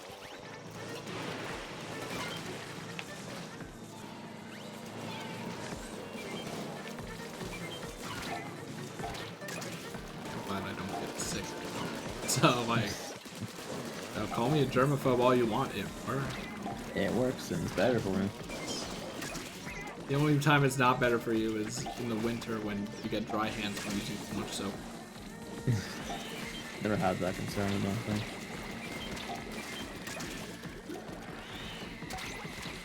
My life is one of like I avoid basically every single like physical and like mental major serious like illness or injury that everyone else seems to have a condition or whatever. But then I get the one that's like, well, periodically your armpits and upper thighs will just produce these giant lumps of pus. Now, there's nothing you can do about that. You just have to live with it. It's like, oh, good. Don't say that. I'm eating. I'm eating. So that's the sole extent of like my issues. Essentially, it's just like, oh yeah, you know, your body just occasionally just produces big balls of shite. Oh well. Is it dangerous? No. Can I do anything about it? No. Like, does washing more help? No. Does taking this medicine help? Temporarily. It's like, oh, okay. Hammer's allergic to 3 different types of dust mite. That's not arcane monks. You can't even fucking see those things. don't think I have any allergies, thankfully. I am allergic to like some very specific form of bath salt. I forget which. It's not true. I have a tomato seed intolerance. I don't know if it's an allergy, but Is that like an actual medical intolerance, or you just don't like them? it's like if I eat tomato seeds, I get a stomach ache that reminds me of appendicitis. So I think it's an allergy. That's probably something like actual concrete. Yeah. Like I have to be really careful with chunks of tomatoes. You know, you said that, and I remember like your nose just produces too much snot every once in a while. I'm starting to wonder, what if I have something like that, and that's why I'm just fucking like packed most of the time. Always worth bringing up with your doctor. Maybe. I wasn't gonna bring up acne with my doctor, and then he's like, you know, like I could just give you meds for that. Yeah, just screams with that shit. Yeah. I'm just like, man, it's like you're supposed to eat it with nothing, but when I have it with nothing, it gives me a really bad stomach ache and makes me feel like I'm gonna throw up. So, just like, well, that sucks because I can only eat it like once I eat, and then if I forget and I only remember a few hours later, then that's kind of unfortunate, isn't it? I mean, meds, maybe not like consumable meds, but I think you said it was a consumable med, but like, Yeah. that's kind of curious. I've only ever heard of like, you know, creams and, you know, stuff you rub on yourself, on the acne itself to get rid of it. Yeah, no, I feel like there's like a capsule med for everything. It probably is, to be fair. Fucking hate capsule meds. Why? I hate. Can't swallow them. Really? It's a fucking struggle every time. I mean, I was like that when I was a kid. So I had, Yeah, like, it's like I took try the, to do it and my throat just like locks up. It's like, nah, not happening. I'm not getting get out! I took the like, I took the chewable meds as a kid, and those always tasted so disgusting, and I regret it. I would take that for well over, just because at least I could actually take the damn thing. Man. Always have, like, that's why like stuff with like you know, stuff that's like, you know, like a tablet that melts in water or like dissolves in your mouth. Like that's fucking great. I could take those just fine. I don't even care about flavor. I'll just tank it. I'll probably have to guzzle water after if it's really bad, but otherwise I'll just tank it. It's fine.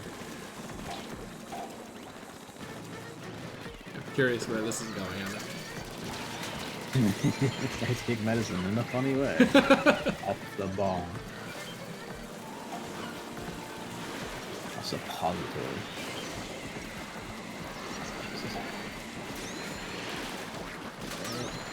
Funny, I'm like not afraid of needles. I'm just afraid if it's done wrong. You know, like, oh, we have to put it in again. That happened to me when I had like you know, get my appendix out and it kind of like kept poking it in and like, you can't find the goddamn thing. And it's like, please stop. My mom straight up objected to them doing it. She's like, stop doing that. It's like, I swear to God, stop doing it. Oh.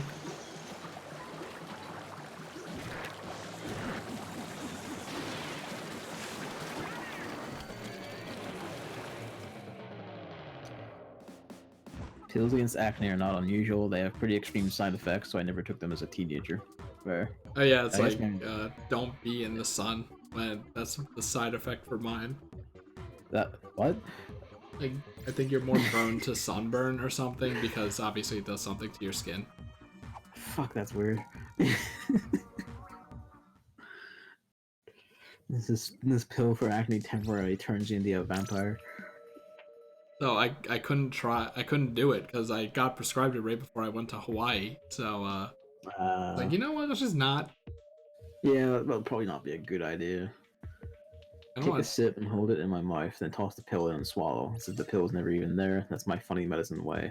I've heard of ones like that and tried it. Doesn't work. The throat just locks tight. It's like, nah, nothing gets through. I feel that in the mouth. I kind of want to try to do it that way just to see how it feels.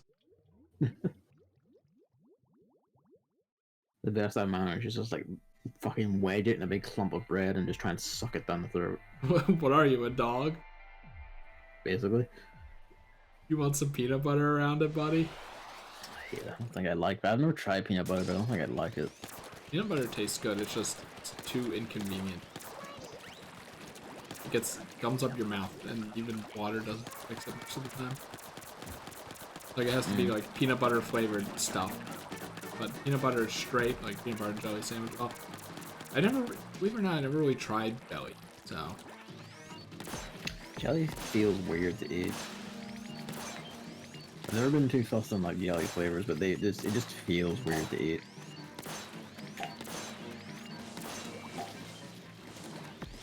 Remember when I was pricked twice because the nurse thought I was a lefty since I wore my watch in the right? That's cosmic.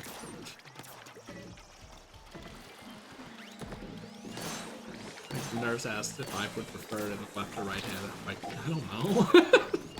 She's like, are you left-handed or right-handed? I'm like, right-handed. Like, all right, put it in this one. But then I'm like, I don't know. Should I? Did you put it in the right then or the left? Like, do I want it in the dominant hand instead because like I'll take it better? It's just like no. I feel like you would if it's a dominant hand. Something just makes me think that. Oh fuck off. But, There's a tiny little git in the way that binds the grenade back. uh-huh.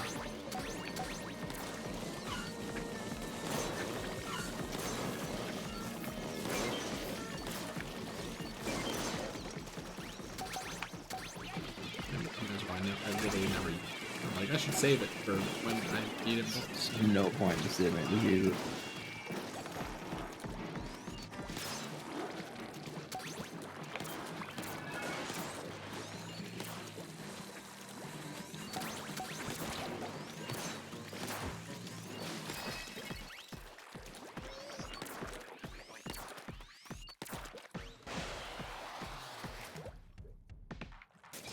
Anything else you want to talk about? Did you have anything?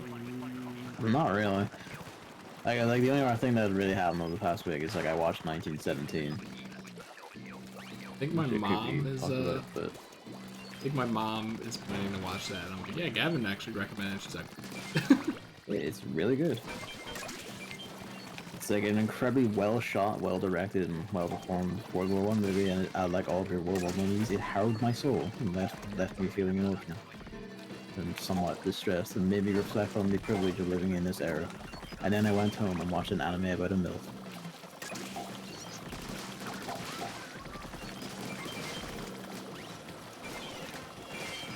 so you don't have the thing. No. Wait on that one.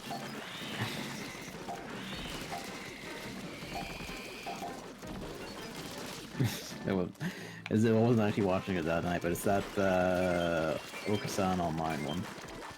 Don't you love your mom and her 2-hit target attacks? Yeah, that's the light novel titles. It's a isekai, so it has to have a title that's a sentence. Has a title that's the length of the entire book. Still want to know how that came to be a trend. What was the first one to do it? It must have been a popular anime. I don't know, honestly. Probably was. It's probably like a novel specifically. It was probably like before the advent of like regular like adaptations of them.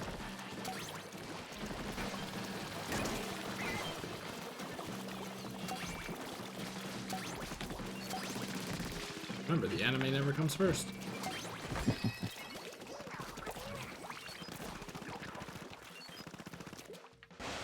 It's so weird. Yeah, I mean, you know, it's kind of like movies where they just adapt, like more often than not, big movies just are adaptations of stuff from other mediums. Video games, comics, novels. Like Marvel's probably the closest to that, huh? It's just all comics. Like, it's so funny, like over here, like there's a TV show or a cartoon and someone just has an idea, pitches it to a network, and then it's a show now, you know? I mean, I don't think it happens that easily, but it's like there are plenty of like original anime and stuff, it's just the, you know, the logistics of making them. It's a very expensive thing to make. Even like your average, like, I think it was like the average 12 episode one is like, you know, turn up to like $1 million, I think it was, to actually produce, and that might even just been like per episode basis sometimes. I'm gonna just use cheap 3D CG for the entire thing. This is 2019 or 17 or whatever the fuck. That definitely didn't go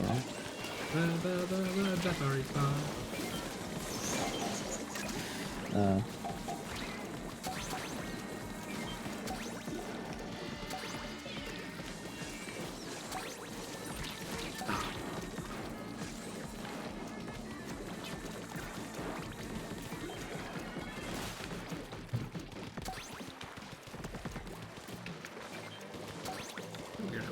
top score like it's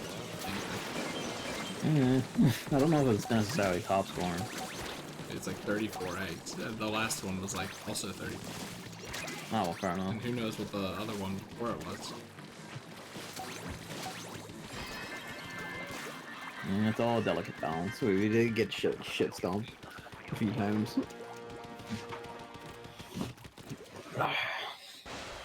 Yeah, like 1917 is really good. I'm going to see Weathering with You in the same cinema, the local indie theater at my university. It's really nice cinema. The seats are great and the screen's great.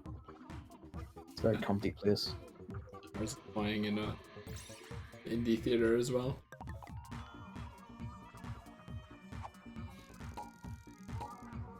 And I'm gonna go see after that. Like, Noct actually said like she has a spare ticket to go see the rerun of Spirited Away in a cinema in town. So I'm gonna do that on Friday, When's Weathering with You? Thursday.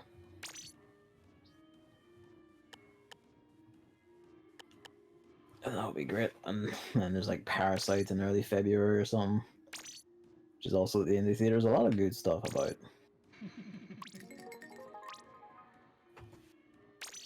Alright, I should go collect the rewards actually. Not that it talking matters, but I might as well.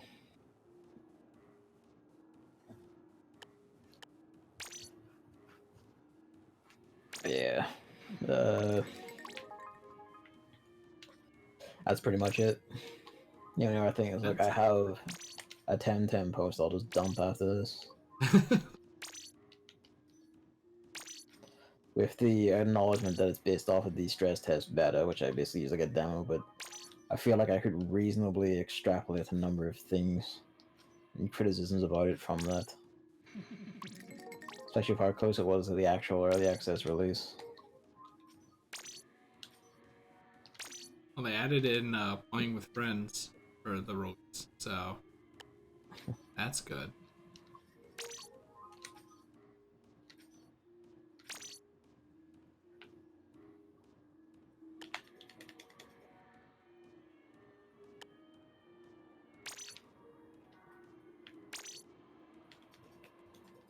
This is the only part that actually requires attention. Yeah.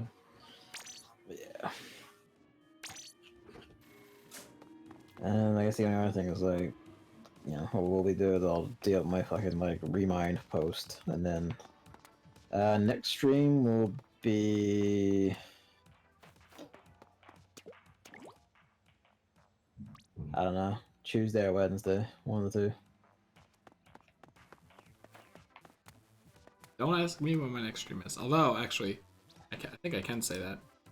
See what Evan said. Sounds good. So, I'm gonna get lunch. Later today. I'm gonna get lunch and then play some Final Fantasy with Evan again, and hopefully get a Chocobo. That's my goal for this stream. Fair enough. My next stream will be more Cosmic Star Airline. I don't even know what that is. I just happen to keep missing them. It's a Chrono Trigger-like game by Zeboid Games. Make regular little RPG things, and it's really good. Oh wait, that's the game with the normal-as dude punching a dragon, right? And it looks like Final Fantasy, where they're all standing on the wrong side of the screen and, you know, very small. But yes. It's actually funny. I think today the theme of today, not really the theme of this year, but the theme of today is streaming with friends, because I have this, then Final Fantasy with Evan, and then Monster Hunter with Carl and Kevin, and I guess everybody's golf. I think we're doing as well. Reminds me, I should go punch to get that special KM out and punch to the start of Monster Hunter to prepare for that. Yeah, you should tell me if it worked, and then I haven't. You know, speaking of not pre-ordering games digitally, I haven't even bought Iceborne yet, so. I'm glad I didn't if it turns out to be shit.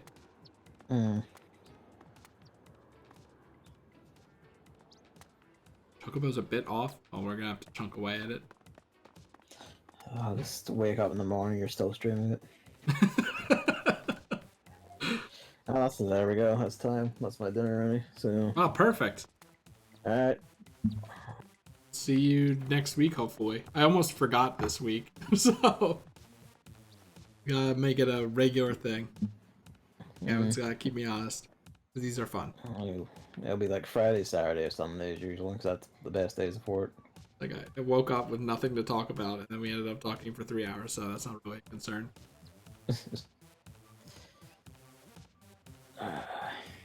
Yeah. See you later. See this. I have to go get dinner. Thanks for watching. Thanks for coming out all. And I will see you Tuesday or Wednesday for Cosmic Star Heroine. See you. Heroine, girl, whatever. See you.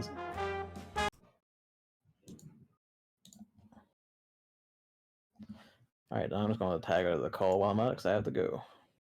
See ya.